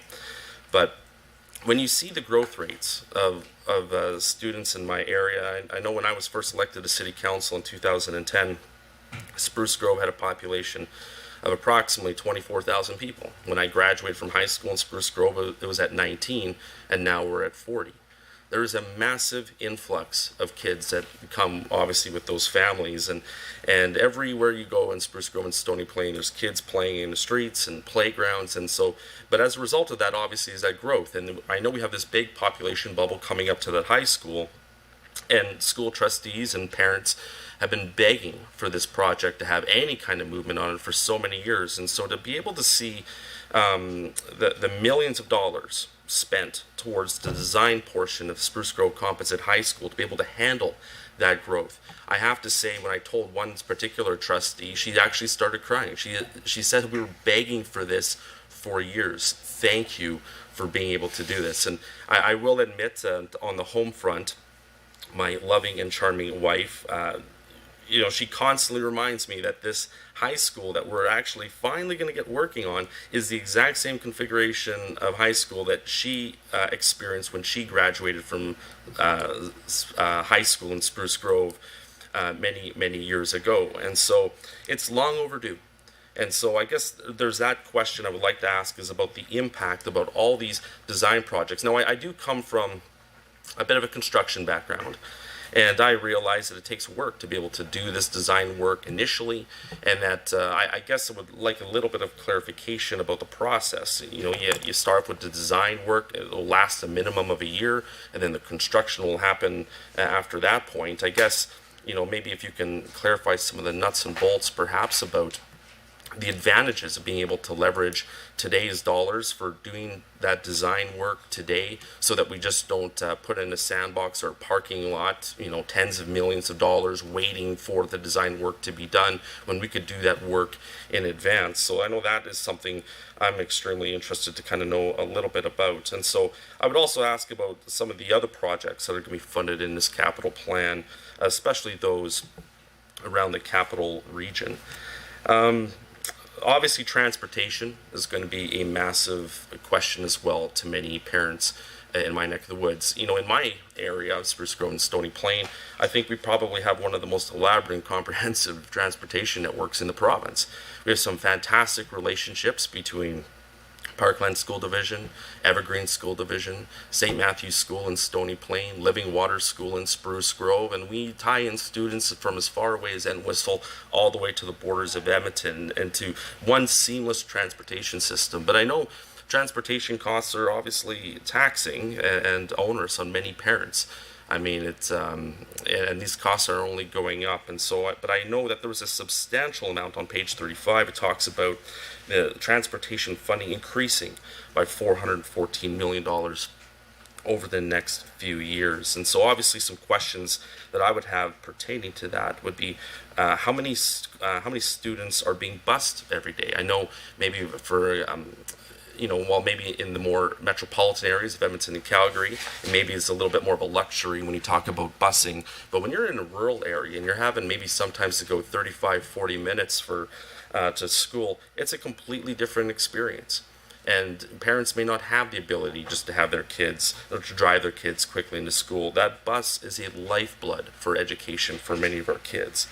And obviously coming from much more of a suburban area, some questions I would have would be is about average times and about what are the metrics used to be able to track in terms of how often and how long children can go on the school bus. I know when I graduated from high school in Spruce Grove, it was common for a 45-minute bus ride to be able to travel into high school, and I know that kids still continue to do that as well.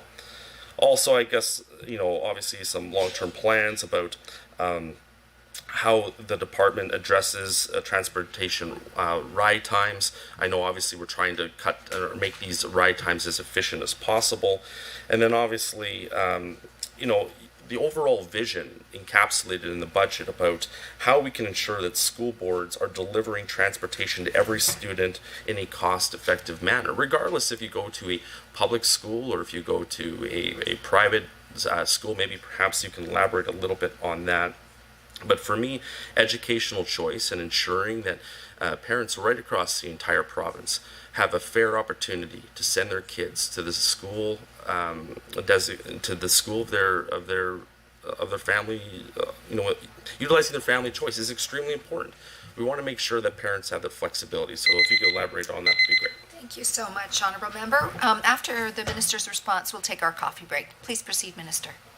Thank you so much, and thanks for the great questions. And, you know, I'm a mother of 7 children, and I'm a grandmother of 7.5, soon to be 8 in July. So I have a very vested interest in education. Also, as a former rehab practitioner working with the developmentally disabled, there was a reason I spent 11.5 years as a school board trustee. It's because I am passionate about education and ensuring that we do the right things for the right reasons for our children. And that's the lens that we have made all our decisions in my department. And I'm very proud of the decisions that we have made that really ensure that we have a strong education system.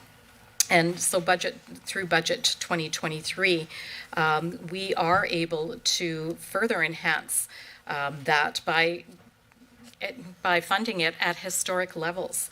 When I became minister in 2019, I started with an $8.223 billion budget, and now in 23-24, it will be $8.8 billion. Our increased investment in education ensures students in Alberta will continue to receive a world-class, high-quality education that enriches their lives and prepares them for success beyond school. This is an increase of $433 million over the 22-23 budget, or more than 5%, as you had indicated. So this equals $44 million every single day there's a student in school, and that's on a 200-day calendar. And we know our students are usually in school about 180, 88, 89 days. Our increased education funding will help combat the affordability and inflation crisis parents and school authorities are facing. We're providing targeted increases to areas where we know it will have the most impact, including enrollment growth, including addressing classroom complexity, including targeted supports for students' well-being, transportation improvements, and rising costs, and of course in operations and maintenance grants. This will support hiring about 3,000 education staff, including teachers, educational assistants, bus drivers, and school support staff over the next 3 years. That's a significant number, and it can't be underestimated the impact that those individuals will have within our classrooms. And when you talked about the facilities, and I know Spruce Grove, Stony Plain has been waiting a long, long time for this school, and thank you to everyone who has advocated. But as I said earlier, there is a very robust gated process that all of these schools go through. And there is more asks in a year, every year, than there are actual ability to address those asks. And so when I have when 377 asks come to the ministry each and every year, and they go through that robust gated process, eventually they do rise to the top, the ones that are needing it the most. So in budget 2023, $5.268 million has been committed to the Parkland School Division for the replacement of the Spruce Grove High School for the design process. Now, you know, people are always shocked at that, $5 million for design. Well, it does, there is so much that goes into these new high school builds. When you think of all of the technology and the work that has to be factored, we also know that growing communities like yours need infrastructure to support the diversity that is in your community. So oftentimes the reason why the number is so high, there's a lot of engagement that has to go on. The school authorities engage with the local community, get input from the teachers and the students themselves and the parents to see how they want that project to move forward. So I'm very happy to see that this school has risen to the surface and that it is getting design funding. And what does that mean? It means, in fact, it will go forward. It will go forward. It will continue down the continuum, down that pipeline. So very transparently, typically design funding takes about a year to complete, and then construction funding is allocated the following year. That is the typical process that I can share with you. So I'm really happy for you and for your community. And I can go on here to say that we are securing Alberta's future by investing in new schools and modernized spaces so students and communities can benefit for decades to come. We know that Alberta is a prosperous, growing place that needs the supports and resources available to help each local area succeed. So Alberta's government is investing $2.3 billion over the next 3 years to modernize, replace, and plan new and existing spaces so growing communities have the space they need. We're advancing 58 projects. 33 are in design and construction. And there's also, of these 33, 10 are new schools, 16 are replacement schools, and 7 are modernizations. And those are put forward by school authorities, as I said earlier. This will create 25,000 school student spaces. And the $4 million that is being allocated to support planning activities such as the site analysis and scope will add an additional 14 projects. Again, very transparent, very open. They know where they are in the pipeline. $1 million will support 11 conceptual projects that are anticipated to become high priority projects, again, indicating that they are a priority not only for the communities but for government to move forward. You mentioned the Francophone community. I'm glad you mentioned that because I just want to give you some information on that.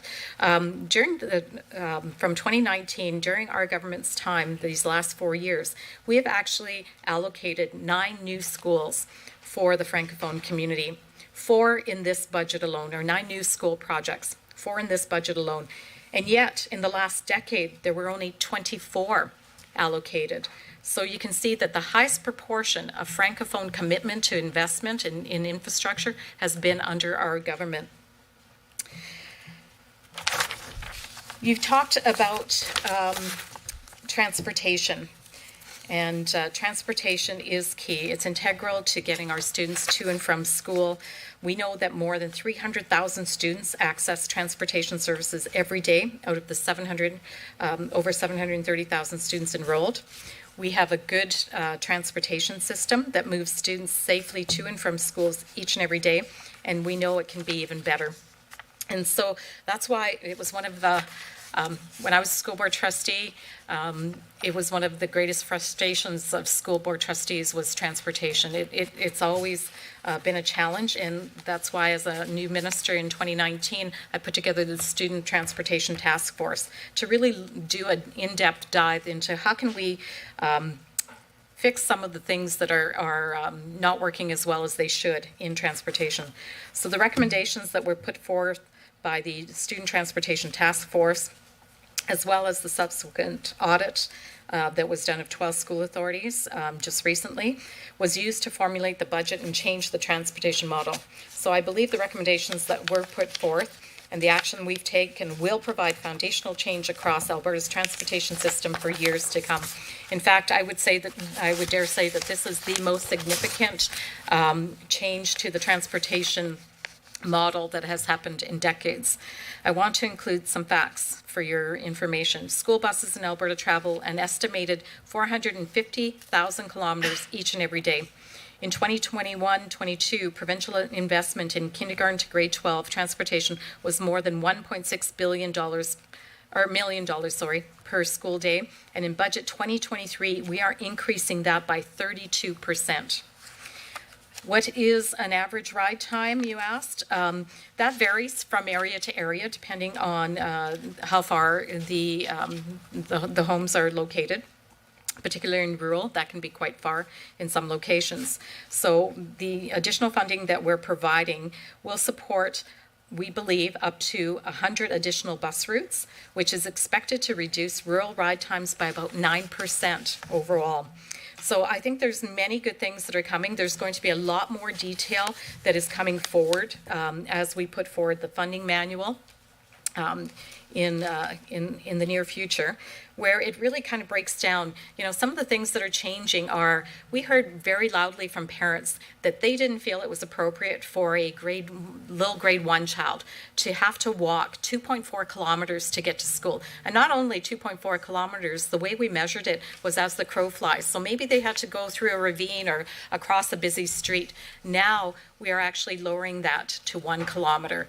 So that students, and we're measuring that by actual drive time, not as the crow flies. So I think many of these recommendations that we heard from the Student Transportation Task Force, from parents, from community leaders, from administrators, these are all trustees, everyone. Thank you so much, Minister. We'll take our 5-minute break now.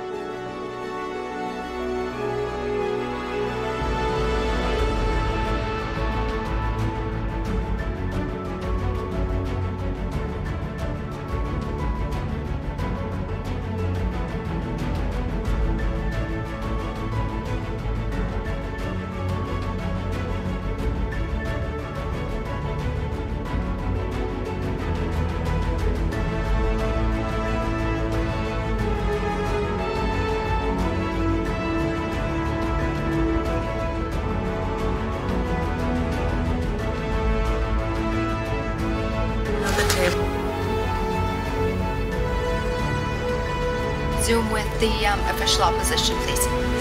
Thanks very much. To you, Madam Chair, are we doing block timing still, or is the minister? Minister? The member's asking if there's block or back and forth. Block, please. See, please. Okay, page 72 of the estimates is where I'm going to start, and specifically as it relates to school facilities. So in this year's, over what we as members of the Assembly agreed to budget and what's actually being forecast to be spent, the government of Alberta underspent on school facilities by 25%. That is a significant lack of follow through on what was asked for and what we committed as members of the Assembly to actually fund. I'm going to gather, based on some of the things that we know through the news and through things that have been reported back to us, that the significant reason for underbuilding on the capital plan is because of the government's original announcements around P3s. I understand that the minister softened that in the fall, but that schools are still waiting to find out, school divisions are still waiting to find out which projects are going to be forced through P3 model and which ones are actually going to be traditional procurement.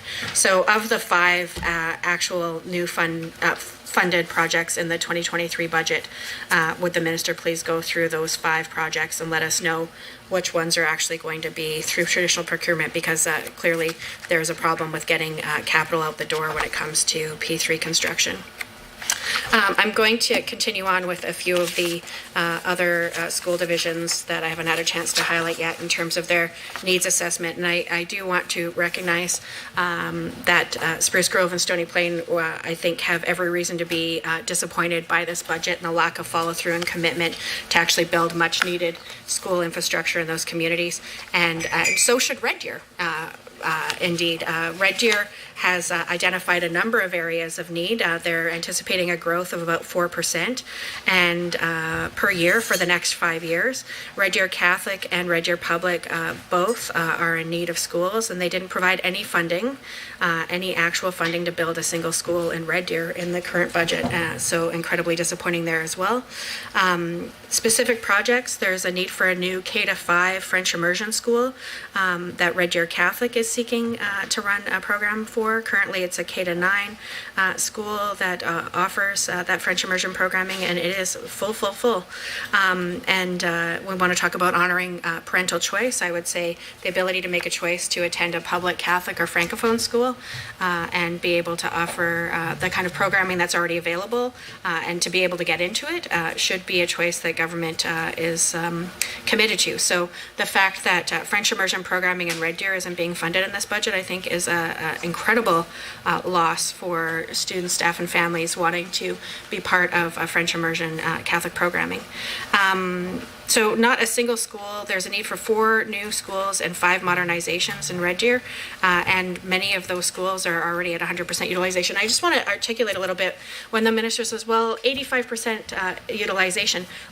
If you picture a school, every single square foot is considered instructional space when it comes to the utilization formula. So the hallways, the boot room, the stage, all of that is considered instructional space. And of course, a good school will also have a library, and that library shouldn't be used for instruction 24 hours a day. Hopefully we aren't offering classes in the library. Hopefully we have enough classrooms that students can come there for enrichment and other opportunities.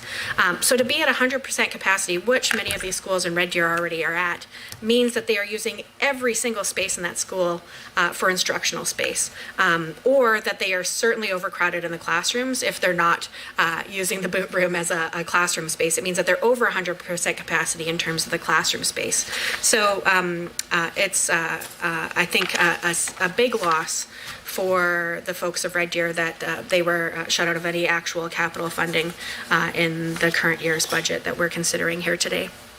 I also have to say that not a single school will be built or replaced or modernized in St. Albert thanks to the 2023 budget, not even a plan or a pre-plan. to do so, which again is so incredibly short-sighted. This is, of course, despite the imminent need for a new public K-9 school in the Northwest, part of their city that is growing incredibly quickly. To alleviate pressures on overcrowded schools in other parts of the division, we need to be building out on the Riverside site, and the government instead chose to ignore St. Albert fully through their ask. Legal is another community. So the minister talks about, well, some schools aren't at capacity. That is true, just like some government buildings weren't at capacity. For example, the federal building wasn't used for many, many years, and then the government of Alberta invested in it, and in turn decided to demolish the building next door that some of us had offices in. Thank you so much, Honourable Member. We'll go to the Minister now for response. Well, thank you again, and happy to, as I said earlier, happy to chat about capital any day of the week. Our record, I can say, is much better than the previous government's record, when we are in fact announcing and building 106 over the 4 years to their 47. So happy to continue to have the discussion on this. When I have to say that that the first item that was talked about was the infrastructure page 72 estimate, and I want to explain those numbers. The 761.2 million is made up of 542.8 million, which represents school capital expenditure funded by Alberta Infrastructure for in-flight and new school projects. 114.9 million represents capital and maintenance renewal budget and capital for charters and collegiate schools. $100 million represents the school board's budgets for school capital expenditures for long-term assets, and $3.5 million for new capital facilities planning. The $18.5 million increase is attributed to $46.3 million for charter and collegiate acquisitions and retrofits, and collegiate capital, $17.7 million for school capital expenditures funded by Alberta Infrastructure, flight and new school projects, $3.5 million for school project planning funding, and this is offset by decreases of $32.4 million in school capital maintenance and renewal, $16.5 for capital funding and planning for charter schools, and $100 million for projected capital expenditures for long-term assets. All to say that all the dollars that we put out there do go out to the school authorities and to the proper places, and we ensure that school authorities are able to utilize those dollars. Now, that being said, there have been some delays in school builds and supply chain issues, which have impacted the number of schools that are able to move forward as in a timely fashion as we would like to see it. On P3s, the Minister of Infrastructure is probably the better person to have that conversation with, because of course it's infrastructure that looks at that. And I'm happy to say that we have prioritized Red Deer area, and during my time as Minister of Education, they have put forward their asks, and they always do put forward their top asks, and they have been the St. Lorenzo Roué Middle School, which is almost complete. I'm happy to announce that it will be opening in September of 2023. And the Hunting Hills modernization, and that's a major modernization. It's adding over 200 spaces to that school and fixing a long-term problem with the roof that in fact has been problematic. In the new announcements, we have a new design build for Black Falls, because we know that school has grown exponentially, and that will actually alleviate space in Red Deer, because those students right now are being bused into Red Deer. And also for Red Deer Public, there was an announcement on a new Northeast Middle School, and I look forward to seeing those schools move further along. We also know that that the member opposite was incorrect, as she stated. When you look at capacity, we are actually only looking at instructional area. Classrooms and breakouts rooms, libraries and gyms are counted. But we do not count hallways. No, we don't. So it again shows the lack of understanding by the member opposite in terms of what constitutes capital. And this was changed in 2014. So if the member opposite would like to go back in her records and find out when that was changed, that was in 2014. When we talk about the French programs, I'm happy to share all of that we're doing for Francophone funding and for the improvement of French programming across this province. We have obviously updated the new curriculum that the Francophone community and the French immersion teachers have been piloting. I can share that in the science and French first, the two French first language and the French immersion programs that have been piloted this year, we've had over 1,000 teachers piloting and over 20,000 students taking part. And I'm just hearing great things, and I can't wait to share the time frame as to when they will be coming into the classroom. And now we'll head over to the government caucus side. Yes, thank you very much, Madam Chair. And I just have a couple other points and questions I'd just like to put forth, and I'll hand it over to one of my colleagues here to kind of finish off this slot. But Minister, you talked quite a bit about your vision in terms of building capital projects. I know you just finished saying how much you enjoy talking about capital, and I'll just use an example of a school that was built in my area, Prescott School, which, because I know this morning especially, it's very prevalent about, you know, you hear stories about when we were in government, when we were not government, and kind of competing visions moving forward. And I know this ties in to, item number 5.1 about the capital portion in terms of the capital projects in your department. And to use Prescott School as an example, when that was built under the previous government, I have to say I was there. I was in my capacity as deputy mayor at the time. They had the MLA from the opposition, from the former government there as well. But the thing that actually surprised me the most, and surprised parents and school trustees, is that there wasn't even a playground attached to that school. And, at the time, because we're kind of in our own microcosm of the province, and you don't realize just how prevalent this is. But I know at that time, after getting to this position and having a wider spread view, just in terms of how many schools were built during that era without playgrounds. I know the Honourable Member Cross on the other side talks about libraries being used as classrooms and maybe not the full educational experience given to our children, but I was living firsthand in a community where schools were built without playgrounds. Elementary schools, kids are having to play like literally on a rock in the backyard, and not for 1 year, not for 2 years, and not for 3 years, but for the entire previous term.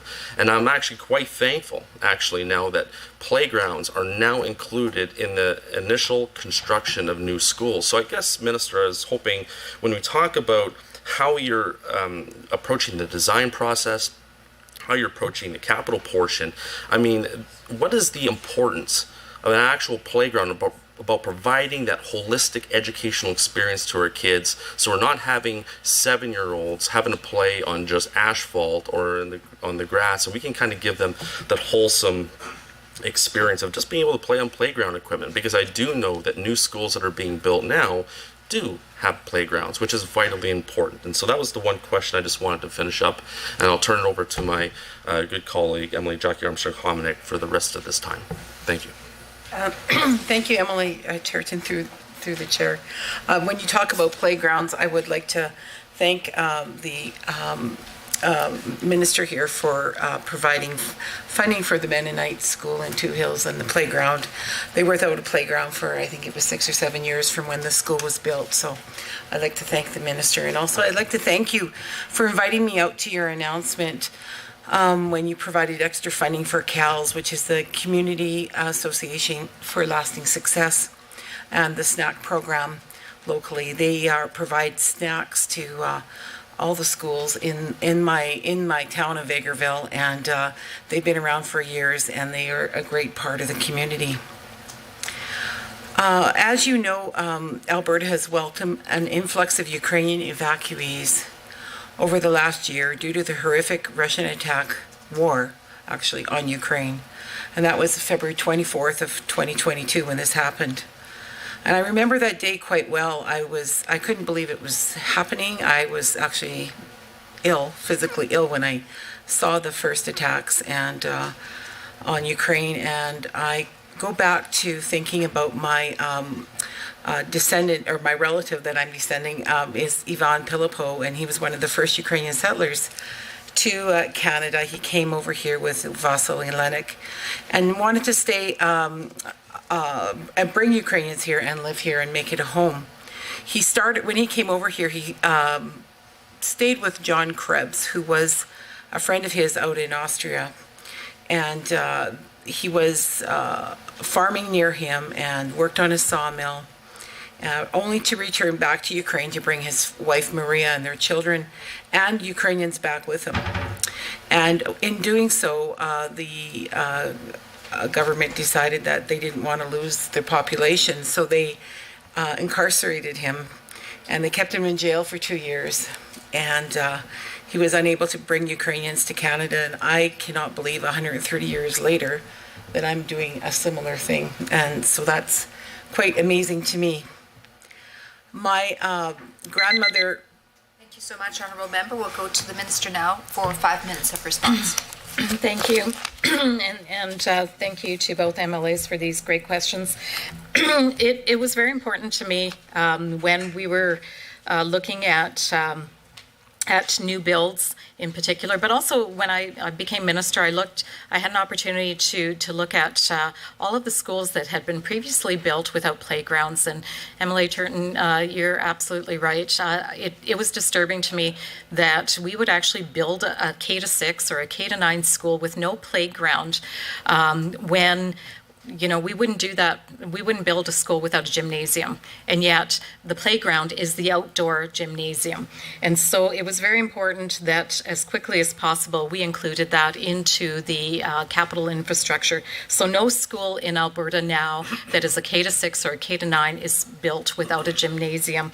And you are right, there were a number of schools that previously had been bypassed. And I have to, admit, like most people don't know that a basic good quality outdoor playground starts at about $250,000. And so for small communities that perhaps have socioeconomic challenges, they cannot fundraise enough to build that school, even with there's grants available on occasion, but even those grants are matchable grants, and it involves the parents fundraising. And some communities, due to their religious beliefs, do not believe in fundraising, and so therefore, they were additionally disadvantaged in not having a playground. So I'm really pleased that we don't have to wait all those years. As Emily Armstrong-Hominick had mentioned, that there were schools. I was appalled that there were schools that were waiting 6-7 years for an outdoor playground. And that is just not acceptable. And so we've made meaningful changes that will affect generations. And I'm happy to say that the rest of the community is also able to enjoy those playgrounds, because it's not just for the school, it's for the whole community. And we work closely, as I know school authorities work closely with municipalities as well to ensure that those playgrounds continue to be maintained and looked after. I know Minister Emily Armstrong-Hominick's heart in regards to the Ukrainian evacuees and displaced people, and I've seen it. I know how tirelessly she has been working.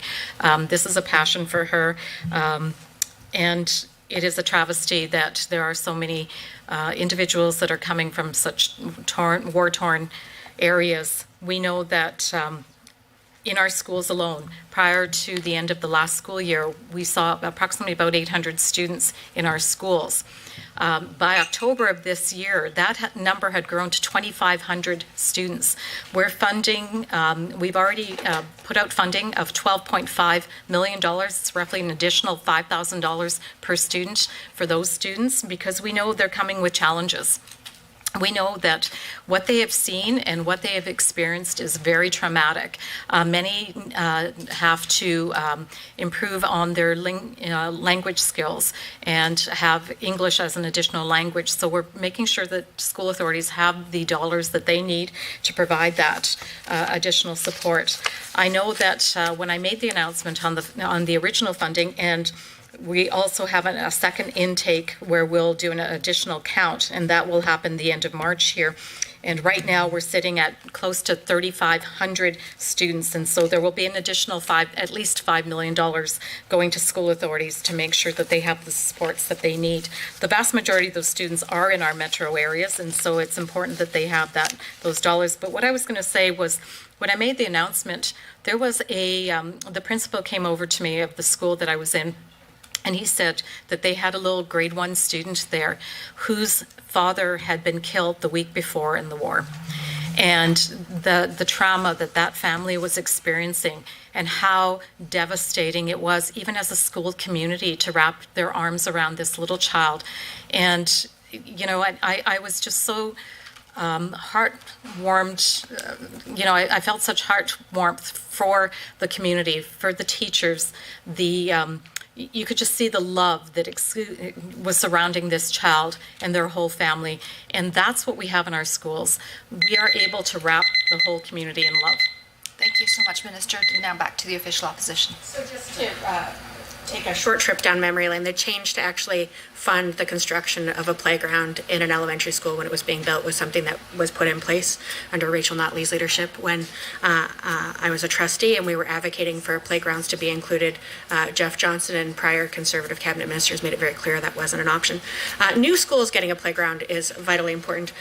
There is nothing in this budget for replacement of existing playgrounds in mature area schools. And there are many mature area schools, I imagine in our ridings, all of our ridings, that either have a playground that's exhausted its life cycle, or a school that is, there are schools that I represent and that don't have playgrounds at all, that are 50 years old. So that definitely would be an area for the government to put further consideration and focus. I'm going to go back to generally the capital plans. Let's look at St. Albert Public Schools. Again, St. Albert was shut out of the capital plan, not even a promise to make a promise around the pre-planning money.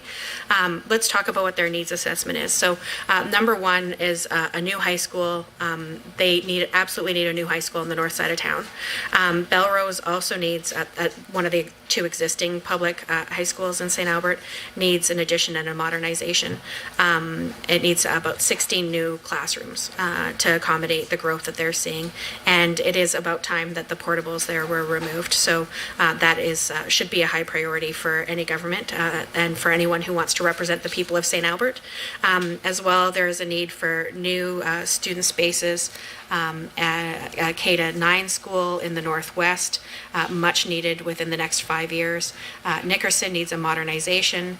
Wild Rose needs a modernization. Elmer Gish needs a modernization and permanent space to replace get this, 20 portables that they have on site. That is completely unacceptable. And Muriel Martin School, an elementary school, needs a modernization and additional permanent space, again, replacing 20 existing modulars.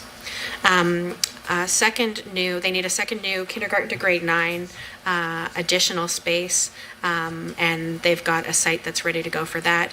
And Rundle, which I think is called Valley Grove now, or Hillgrove now, needs modernization as well. And then even though they have all of those old modulars, they're going to need some new modulars available for the city of St. Albert. Again, a community that is growing very rapidly. I imagine many people who work in Alberta education commute in from St. Albert and know just how desperately needed school space is, and comfortable, modern, appropriate school space for students in St. Albert. St. Albert Catholic also shut out of the capital plan. Their number one project is just north, actually in Legal, And this is a community that currently has a school that is beyond its life cycle, and it is too big for the community. They need a K-9 school for about 200 students to make sure that that community can stay vibrant and that kids don't need to be bused down the highway to a neighboring community. It's already currently way underused, and if they had a building that was the right size, it could be a great community asset for years to come. So St. Albert certainly has every reason to be disappointed in what the UCP has brought forward and what is their campaign budget, given that they're shut out. I'm going to touch base on a few others that I haven't yet. Elk Island Catholic Schools, their number one project is something that is overdue as well, and I think that people had hoped that would have been funded, and that's actually the design for New Camrose High School, which I know that through you, Madam Chair, you've had an opportunity to tour the existing building. They even reference it in their submission with the Minister of Education, and that they were hopeful that they would receive some kind of commitment and funding to address the significant needs that they have there. So that's certainly a large division, and that is far from Sherwood Park, but they also have needs in those areas as well. And if we look at Elk Island Public, they had one funded project, something that the NDP had already committed to, the Sherwood Heights and Nicole Campbellton consolidation, a replacement school there. The only funded project in the current government's budget, but they still have a need for a replacement in Fort Saskatchewan. Fort Saskatchewan certainly deserves an appropriate junior high to be able to house the significant number of students who are there and need a quality building, as well as a replacement for an elementary on the West Park site, and a major modernization that is also needed for Wynne Ferguson Elementary, and Salisbury Comp also needs a major modernization. Thank you so much, Honourable Member. We'll go now to the Minister for response. Thank you. And I just have to correct a great deal of misinformation that the member opposite is putting forward. First, while in previous governments there was a $25 million one-off to provide playgrounds, that was a one-off. It was application-based. There were certain criteria to it, but it did not, it wasn't embedded into the actual capital infrastructure, where every school that is a K-5 or a K-9 will absolutely get a playground built with it. This was to address a number of other things, but it was not. So in fact, that's one piece of misinformation. Second piece of misinformation is St. Albert. Actually, the Paul Kane opened this fall school, and in this, it opened.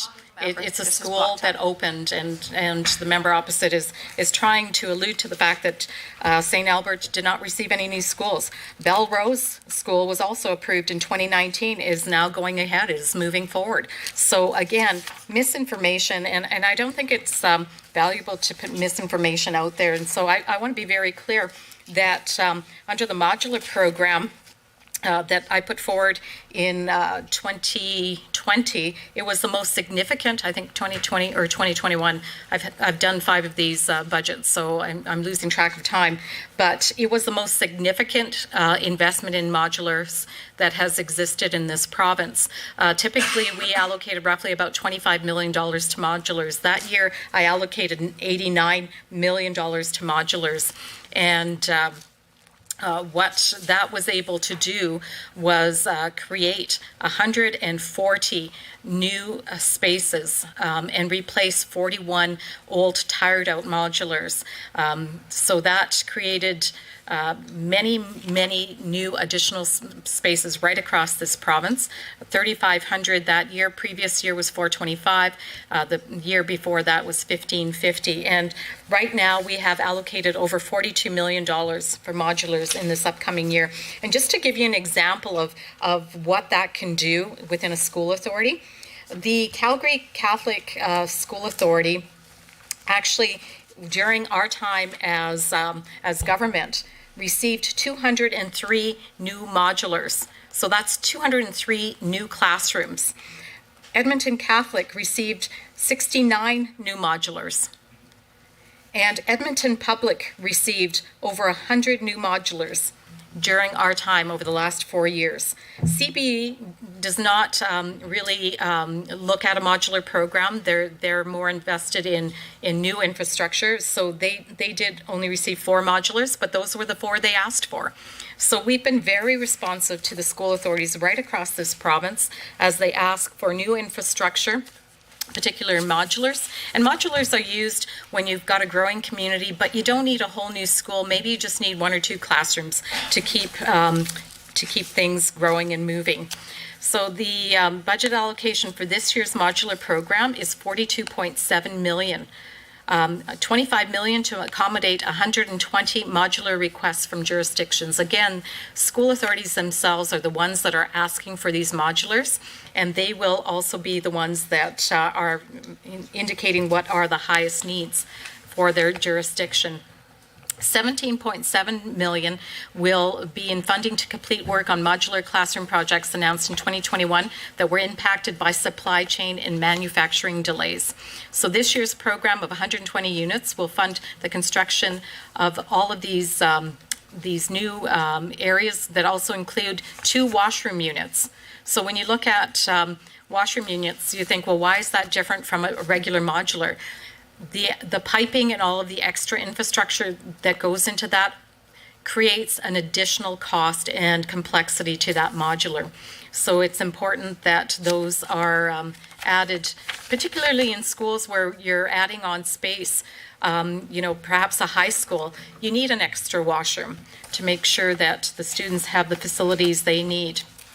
We're also allocating dollars to demolish old units because we have a number of old units out there.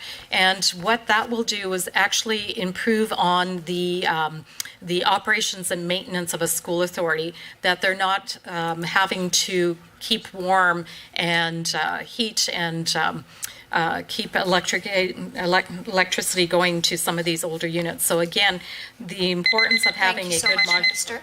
We're going to head back over to the UCP side. Please proceed. Thank you, Chair. Through you to the Minister. Again, Minister, I want to thank you for the playground. I'm going to go back to playgrounds.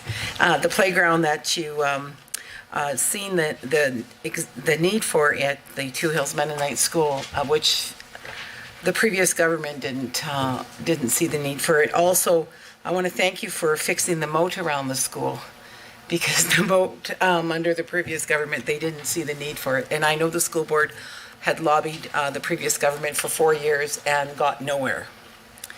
I want to go back to Ukraine here, actually. I want to just give a quick shout out to some teachers that have been critical in helping the Ukrainian students who have come to the A.L. Horton School in Vegreville and all the schools in Vegreville. And that would be Larissa Bombach and Svetlana Fedoruk. Without them, it would almost be impossible for these children to succeed. So they have been an amazing mentors and amazing teachers for these students. The other thing I wanted to put out there for you, Minister, is I know that supporting Alberta's most vulnerable students is a priority for our government, and that funding was allocated to school authorities to help support the evacuees and families integrating into Alberta schools. And as you know, Minister, I'm the Parliamentary Secretary for Ukrainian Refugee Settlement here in Alberta, and I'm very passionate and obviously very proud to be that Parliamentary Secretary. Minister, on page 67 of the fiscal plan, I was wondering if you could expand a little bit more on this. It states 1.5 billion will be provided in 2023-24 to support our most vulnerable students and children with specialized learning needs and groups of students who may require extra assistance. And will this funding help support Ukrainian students who are choosing to call Alberta home?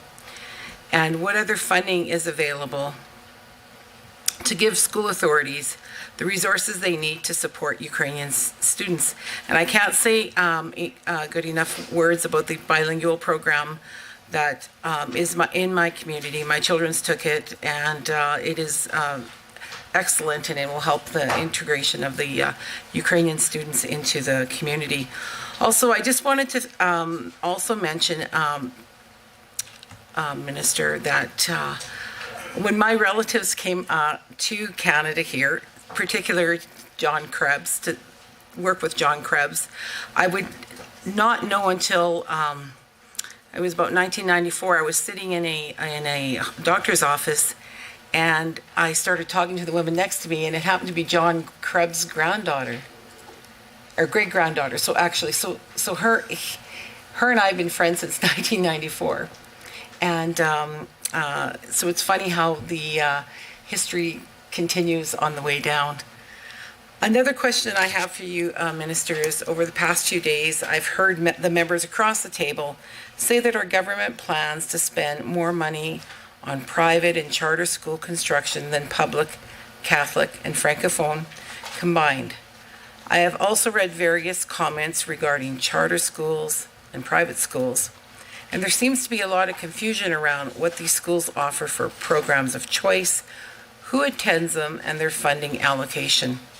The members across the table clearly do not understand funding allocations for schools, including public, separate, Catholic, Francophone, and independent and charter schools.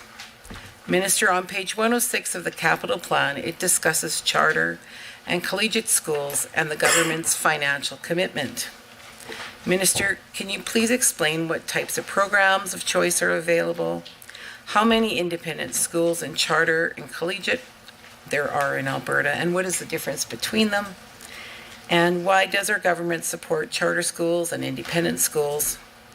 And what is the percentage of our overall operational budget that goes to each? And in my particular writing, I just wanted to also put out there that just recently a memorial has been set up for the students that were killed in the in the Chipman School bus accident in the, I believe it was in the early 60s. There's 2 memorials set up, and if anyone ever is in Chipman or in Lamont. Thank you so much, Honourable Member. We'll go to the Minister for response.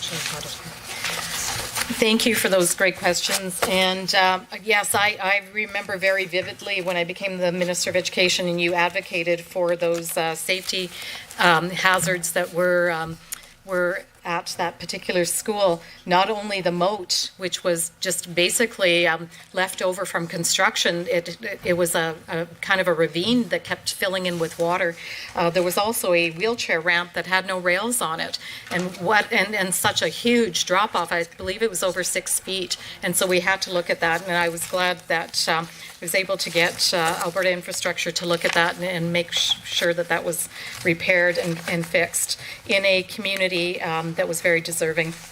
So when we talk about the Ukrainian students, the displaced students and their families, I also have been working in my local community. We have an organization, as you well know, that has been very active, has brought over hundreds of families already, and just continues to do amazing work, and just so many people that are passionate, wanting to do what they can do to help, whether it's food or household items, or actually, like my brother-in-law, who's actually providing a place for a family to stay in his home. There's just, everyone is willing to step up and do what they can. So I'm really, really pleased about that. As I've already indicated the numbers that we have in our school authorities, and that we are funding them on a per student basis to school authorities. I know that 75% of the Ukrainian students are enrolled in our 4 metro schools: Edmonton Catholic, Edmonton Public, Calgary Board of Education, and Calgary Catholic School District.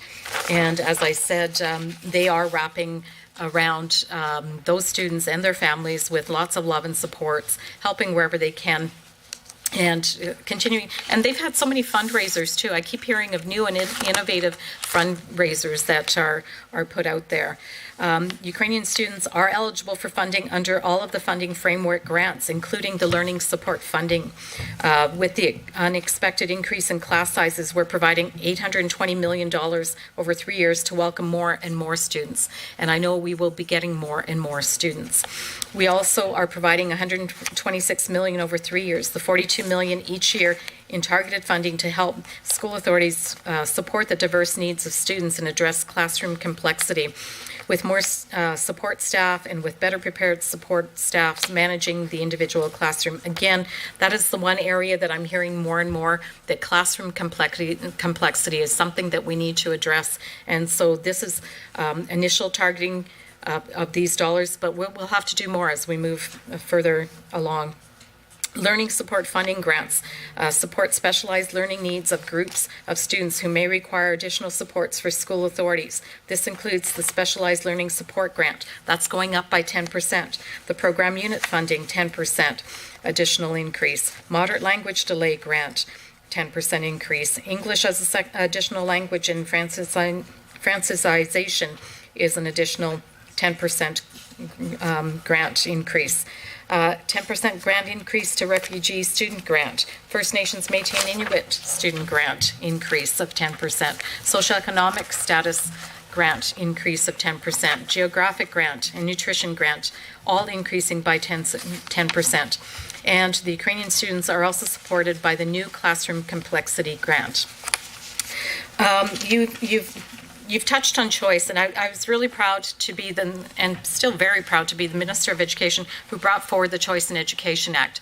Because again, it's parents who have the right to choose the type of education they want for their children. And historically, we are, we're leading the nation in choice in education.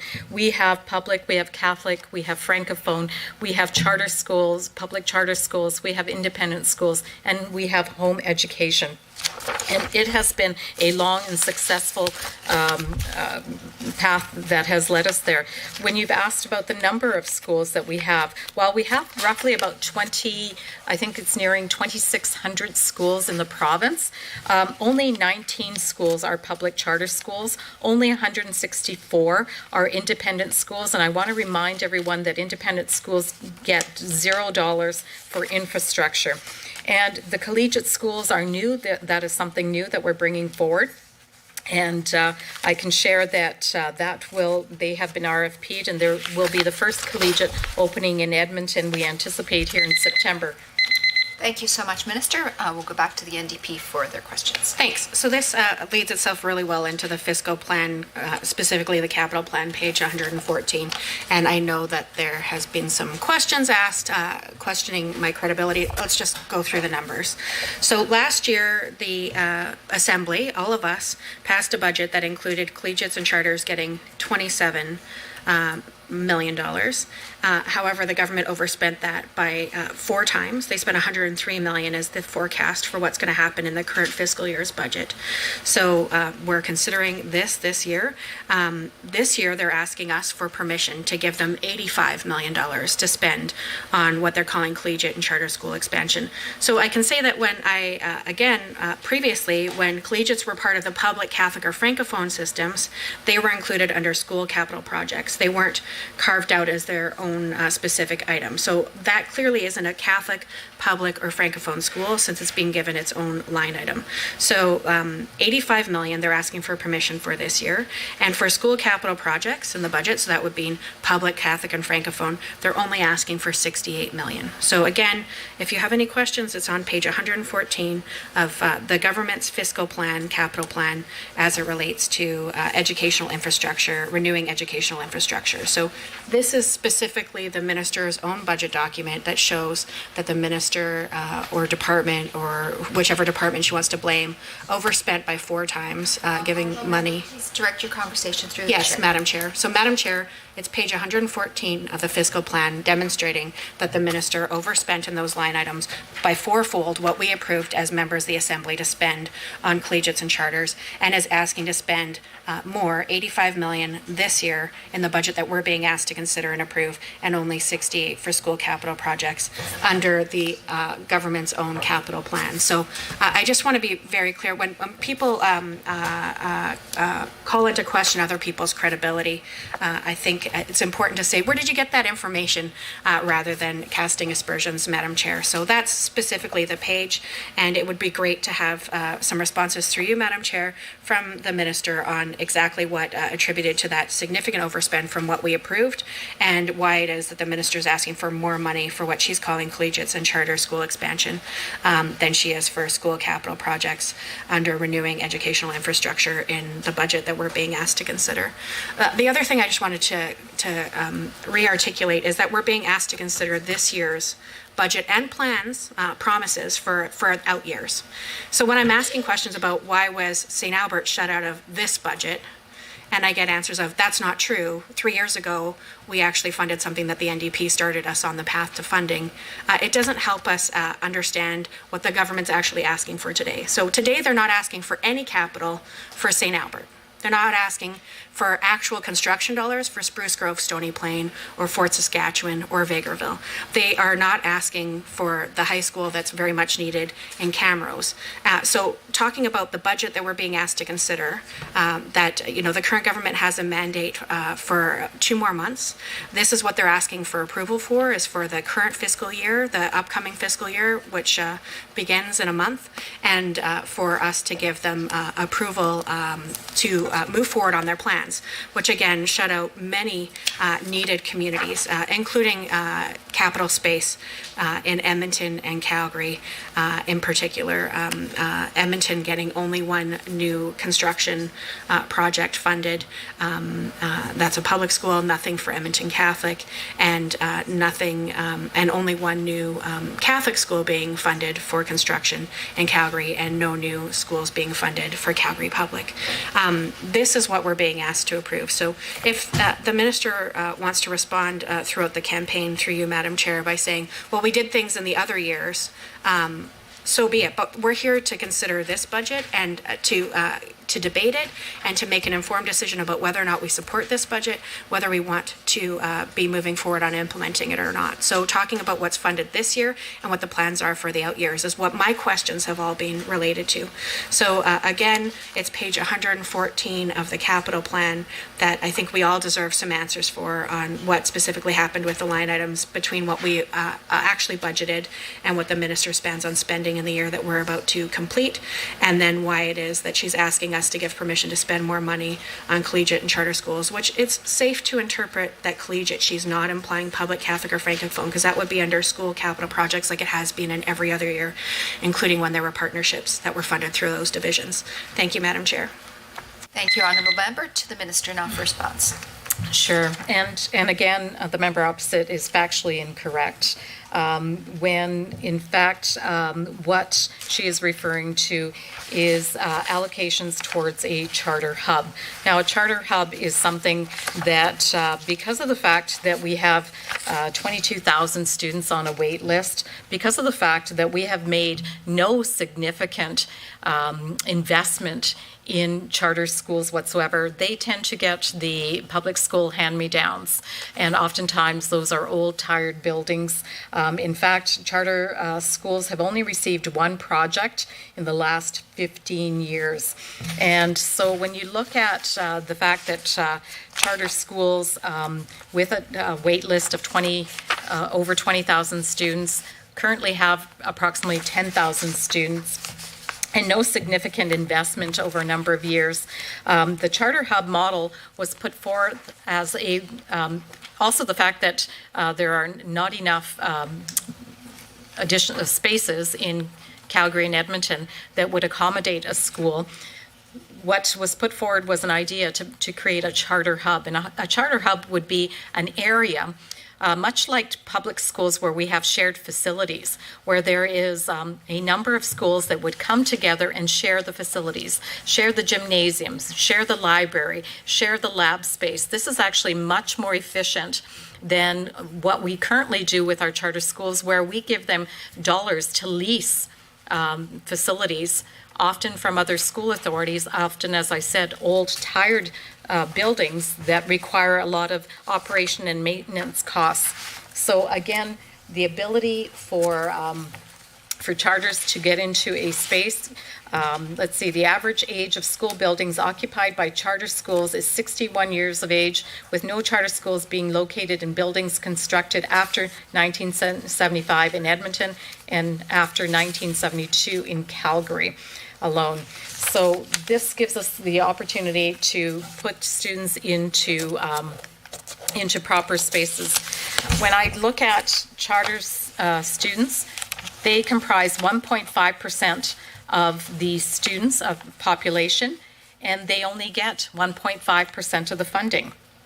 The public system has 91.86% of the student population, and they get 94.2% of all the funding. Independent schools have 6.5% of the student population, and they get 4.2% of the funding. So the narrative that we are funding public charter schools or independent schools more than any other public francophone or Catholic school is factually inaccurate, and I will say that any day of the week. What in fact we are funding in this capital plan is $2.2 billion over 3 years in capital infrastructure.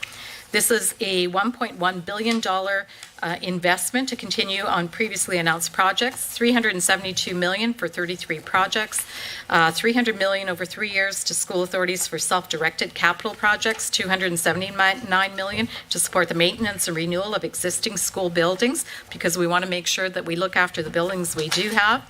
$45 million to support charter infrastructure, included in requisition and retrofit. $43 million to fund facility upgrades for successful collegiate school applicants.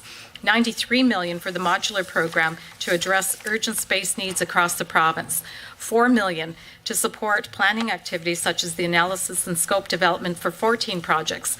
$2 million to invest in information technology system development, and $1 million for 11 projects for pre-planning. What I'm hearing from the member opposite is she really wants to limit choice in this province. Move her out of point of order, please, Minister. 1 moment. Thank you. Under 23 HI&J, the minister is making comments directly to the member as to her motivations and how she's thinking. Through these estimates, the minister has continually tried to make attacks on the member of the opposition, and I think it's inappropriate in a point of order. And for the decorum of this meeting, I'd request that she withdraw and cease. To be honest, member, I didn't hear the comment myself, and so I'm sorry, I won't be able to call a point of order on that. If But you wouldn't Minister, mind providing a caution, that would be sufficient. I didn't hear the comment at all. So if, Minister, if you could please proceed. Madam Chair? Sure, go ahead. Speak to the point of order. What I did hear the minister say was that what I am hearing from the honourable member, what I am hearing from the individual, I don't believe that it was an attack on the individual himself. She's trying to paraphrase what she's hearing from the individual. So I would not speak to this as a point of order. Okay, I don't find it to be a point of order, so if we could please proceed. Sure, and really what I was trying to say, and I'll clarify it, is that under our government, we have supported choice, and we continue to support choice. And I know under the previous government, that choice was something that they were not as strong on. And I would say that when I became the Minister of Education, I know that there were over 26 independent schools that felt threatened that their choice would be eliminated for their families. They were faith-based schools that felt under threat by the previous government. And so choice is something we will always support. We look to fund it equitably across the province. Every child deserves to learn in a good, safe environment. And we want to make sure that all these environments that we're able to provide. Thank you so much, Minister. We'll go to the government side, please. Thank you, Madam Chair. Madam Chair, can I ask for back and forth? Yes. That's what the minister agreed to. Please proceed, member. Yeah, Mister, can I go back and forth with you? Sorry. Yes, we can go back and forth. I can. Okay, thank you. Thank you very much, Minister. Thank you for the work that you do and the team that you brought in beside and behind you to support you in what you do. I will go back to a couple of comments that were made earlier here as well. Thank you also for North Calgary High School and Evanston Middle School in my riding. And thank you also for including on go-forward basis the playgrounds that are such an essential part of schools to in the new schools coming forward. I know Kent Taylor School in my riding didn't have a playground, and we were able to work with the Ministry of Culture to make that happen. Minister, as you are aware, that there has been significant enrollment growth across the province, and also in my own riding called Calgary North. And as you know, Mr. Calgary North is the most beautiful riding after yours in this province. I hear from parents who are concerned about the size of their child's class and from teachers about the growing complexities within the classrooms. It is my understanding that when teachers and parents refer to classroom complexities, it means either the number of children in a class has increased or there are a number of children that require special support, or there is educational assistance or no educational assistance available. I am so excited about this year's education budget because it clearly addresses these concerns in a targeted, sustainable way. Securing children's future is essential. Mr. On page 87 of the fiscal plan, it states, in budget 2023, funding will be provided to address enrollment growth and strengthen choice in education, so parents are able to select the path they feel will best help their children reach their full potential. I see also on page 87 of the fiscal plan, it shows that the funding for education will increase by nearly $2 billion over the next 3 years.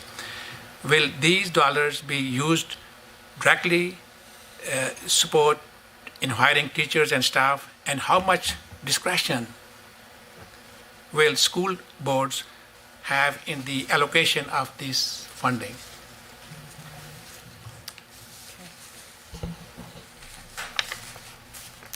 So we're going back and forth, so Go ahead. Minister, if you're ready. Sure. Happy to answer that. So thank you for that. Our increased investment in education ensures students in Alberta will continue to receive a world-class, high-quality education that enriches their lives and prepares them for success beyond school. Our investment addresses rising enrollment growth in schools, meets students' increasing diverse needs, and combats the affordability and inflation crises parents and school authorities are facing. The foundations for a rewarding career begin early in life, and Alberta's education system is a critical starting point. So with this support, this additional dollars that we're giving, we anticipate that approximately 3,000 more staff will be able to be hired, whether that's teachers, educational assistants, bus drivers, and school support staff. They'll be hired over the next 3 years, and that is allowed through the flexibility to school authorities. So they'll have the flexibility. As I said earlier, 98% of all the funding in education goes directly to the school authorities, and they make the decisions on who to hire, where to place those key supports within the classrooms. In Budget 2023, it also includes additional targeted funding of $126 million over the next 3 years to address classroom complexity by providing support for increased staffing, such as more educational assistants in classrooms, increasing educational assistant hours, or more training opportunities. Because sometimes you have good staff, but they need just that additional more professional development to develop their capacity. Or hiring more specialists, such as counselors, psychologists, interpreters, and more teachers. Through Budget 2023, Alberta's government continues to show strong support of the education system we're funding. Again, I share with you that when I started as minister, it was $8.223 billion. Now it's $8.8 billion, and next year it will be over $9 billion. Our goal is to drive as many dollars as possible to the classroom and away from administrative costs. Over 98%, as I said, of my operating budget goes directly to school boards to deliver the services to students. We give school boards maximum flexibility in how they manage their resources, as they know what is best for their own students and their communities. Our commitment is to stable and predictable education funding, which is why we introduced the new K-12 model funding model in 2020. And school boards have asked for predictability in funding systems, and we have delivered. And as I said, I was a school board trustee, and I remember every single year saying, when are we going to have that sustainable, predictable funding? Now they know. And very shortly, every single school division across this province, every single school authority will get their funding profile. And with that funding profile, they will be able to see what the dollars are for the whole year. They'll be able to do that pre-planning. They'll be able to hire now for September of 2023. And we know that school boards are in need. We have been ready, whenever the school boards have been in need, we've been able to help them. And I've got a long list that I can go through that shows that we've been able to help them over the years. And I also want to highlight the fact that the school board reserves are healthy. They've grown to over $400 million just in operating reserves. If we add capital reserves, we're closer to $750 million in school board reserves. Some of the things that we've been able to step up when there was a need over the last number of years, this past year, has been the Fuel Price Contingency Fund, which allocates about $20 million a year. The displaced Ukrainian student funding, as I said initially, with $12.5 million, I anticipate an additional $5 million going towards that. Learning loss disruption funding of $45 million in the last year. Mental health and well-being funding. Oh, and I should mention that there's $20 million occurring this year again in the learning loss disruption. The mental health and well-being funds of over $110 million over 3 years. Mental health pilots, $50 million over 2 years to implement 80 projects. Low incidence funding, that additional funding for the visually and hearing impaired. The teacher settlement funding, where we fully are funding that teacher settlement contract. Increase to nutrition, adding the code 48s for the mild moderate. We've actually backstopped on some insurance where there are a few school authorities that are unable to get insurance, so we've been able to provide that backstop. We've increased the Francophone equivalency funding. We've had the curriculum implementation funding. That's an additional $211 million over 3 years, $47 million of which are in the upcoming year. And I could go on and on and on. And so I'll turn it back to you, MLA Yazin, to ask further questions. Thank you, Minister, for that detailed answer. Alberta is a diverse province with multilingual, multicultural citizens. I myself am from Pakistan, and currently I am the Parliamentary Secretary for Community Outreach. Alberta is a beautifully diverse province. It is a province where people from around the world can come to build prosperous life with our booming economy and welcoming reputation. As Parliamentary Secretary for Community Outreach, I am asked often about language programs in schools. In the business plan on page 35, it states that the Ministry of Education collaborates with education partners to improve education outcomes. And I like collaboration, Minister. I'm wondering, in addition to the partners listed, if the Ministry of Education works with other cultural groups, newcomers to Canada, who are settling in Alberta, are an essential part of our growing communities. How does your ministry and budget 2023-24 supports newcomers students, especially regarding access to language mentorship for those students learning English as an additional or a second language?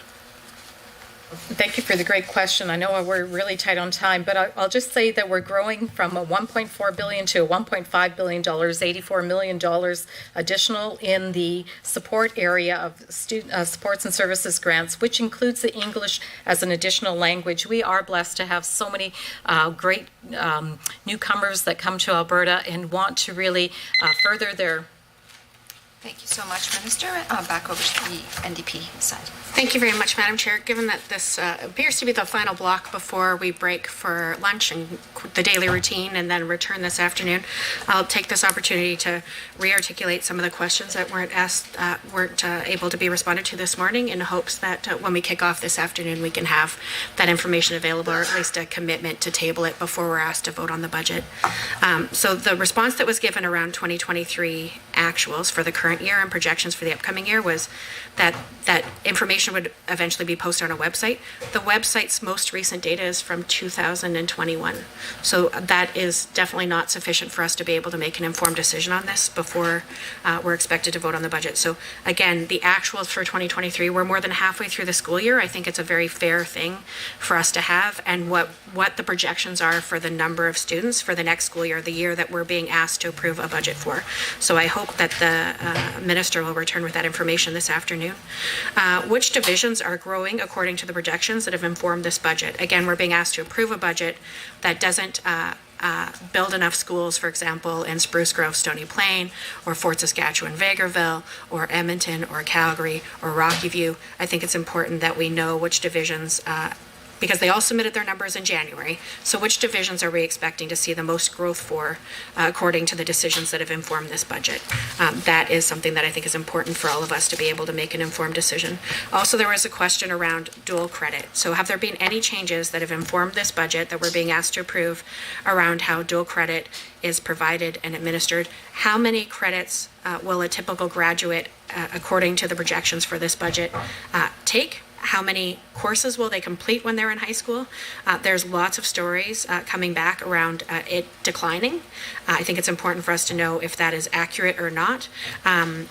So how many credits will a typical graduate funded under this budget be expected to take? I know you only need, just for everyone who's drafting the response, I know you only need 100 credits to graduate. I know that.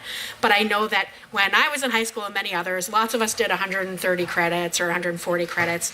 And part of the goal was to make sure that lots of people had opportunities to engage in career pathways and a variety of options. I know that Mr. Smith was a teacher as well, and probably offered many additional courses. Given the way that high school is being funded now, we are hearing over and over again that options are being limited because divisions aren't being provided funding when kids complete additional courses.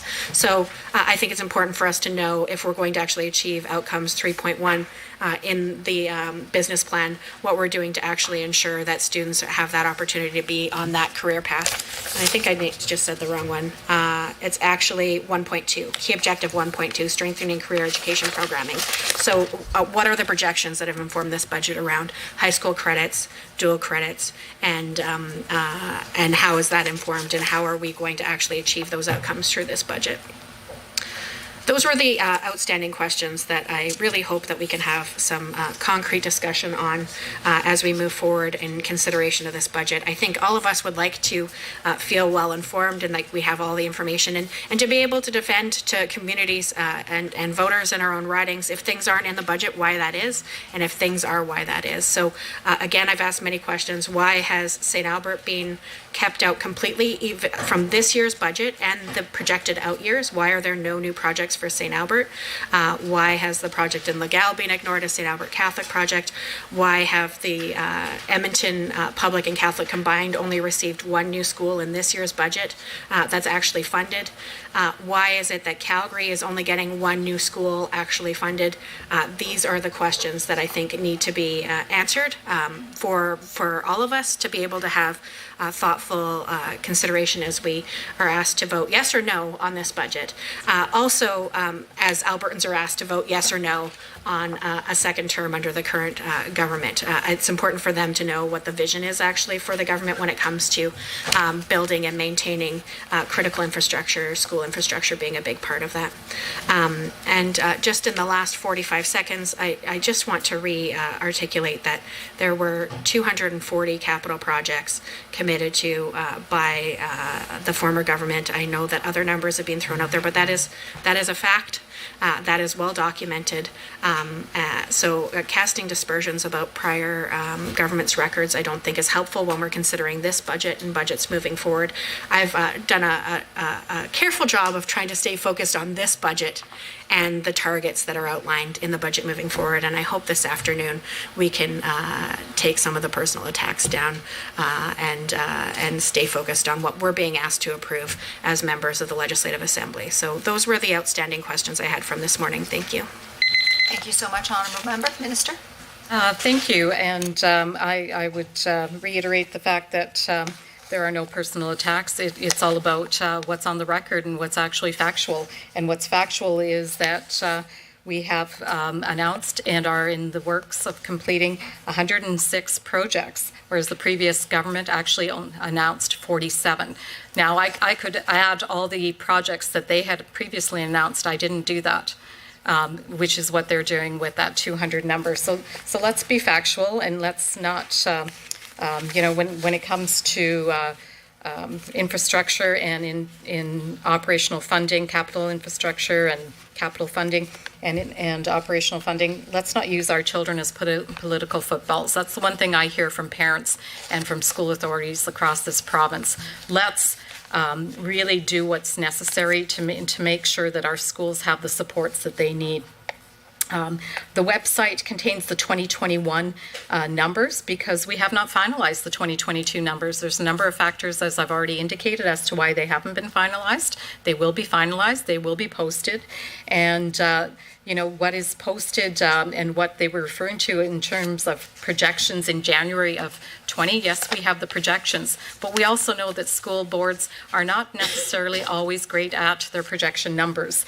And I draw your attention back to those numbers that I indicated earlier, that while school boards projected 730,000 students would be entering schools in 2020, only 705,000 students actually entered into the schools. In 2021, again, a projection of close to 730,000 by school boards. I believe it was 728,000 they projected at that time, when in fact only 716,000 school students entered into the school. So we want to make sure that we give accurate numbers, and they will be posted as soon as they're ready. When we talk about high school, I want to, again, correct misinformation that is being put out there. Government has focused on targeted investments in funding the system rather than focusing on overall per student allocations. The level of spending by a school board is not the key factor that drives better outcomes. The high school completion rate of students within 5 years of entering grade 10 shows an upward trend. And we are seeing that upward trend go from 83.8% in the 2016-2017 school year to 87.1% in the 2021 school year. And we anticipate and are targeting for 87.3%. And we know that anytime there's even a small percentage increase in those statistical numbers, that is a huge number overall. So again, thanks to the tremendous work of the teachers that are out there. And this is all occurring. I want to remind people that this has all occurred even while the pandemic was going on, that we're seeing increased performance in our high school students as a result of the incredible work and the dedication of our teachers that are committed to ensuring success for all students. And the other point that I would like to draw to your attention is the Career Education Task Force. I really didn't get a chance to talk about it much earlier, but I'm happy to do it now. The Career Education Task Force had, it was led by MLA Shane Getson, and it comprised of a number of business leaders as well as post-secondary leaders, as well as teachers, administrators, trustees. We had everyone on that panel looking at what have we done. We've done some things extremely well, but they've been ad hoc over the last number of decades. When we look at dual credit, the apprenticeship programs, the RAP programs, high school credentialing, have we done it right? Is there an opportunity to do it better? And if we can do it better, how can we also have the integration and the connectivity between post-secondary, because we know our students go on to post-secondary. As I said earlier, we anticipate that we're going to be short 30,000 students or 30,000 tradespeople over the next decade. How will our students and the knowledge and the understanding that they get through their high school journey, and perhaps even through their junior high journey, through the CTS and through the CFS, how does that all factor into what will be further career choices for them? And how do we prepare them for careers that haven't even been created or invented yet? Thank you so much, Minister. For the time remaining, we will go to the UCP side, but our timing will run out before we get to the Minister, and then we'll start off there this afternoon, so please proceed. Thank you, Madam Chair. Minister, you were answering question regarding access to language mentorship for those students learning English as an additional or second language. I'm not sure if your answer was complete or you still want to go on that.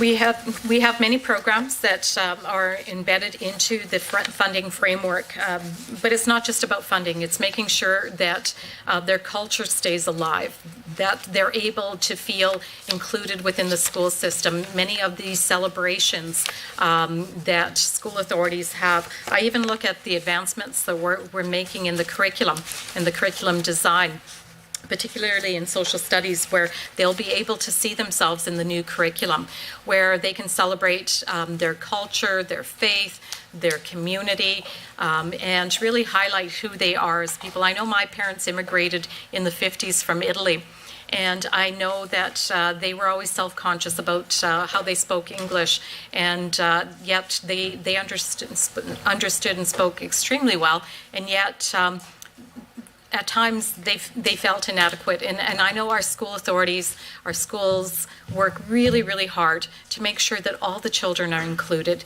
that they are valued, that they see value.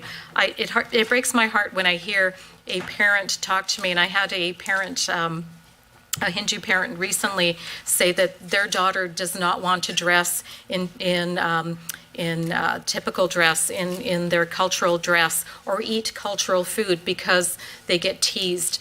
And the only way we can break that is by ensuring that in the curriculum that we're able to teach students and children about other cultures, about other faiths, so that they build that understanding and that care for others and work really hard to break down those barriers. So I would add that into my previous answer. Thank you very much, Minister. Another question is around inflation.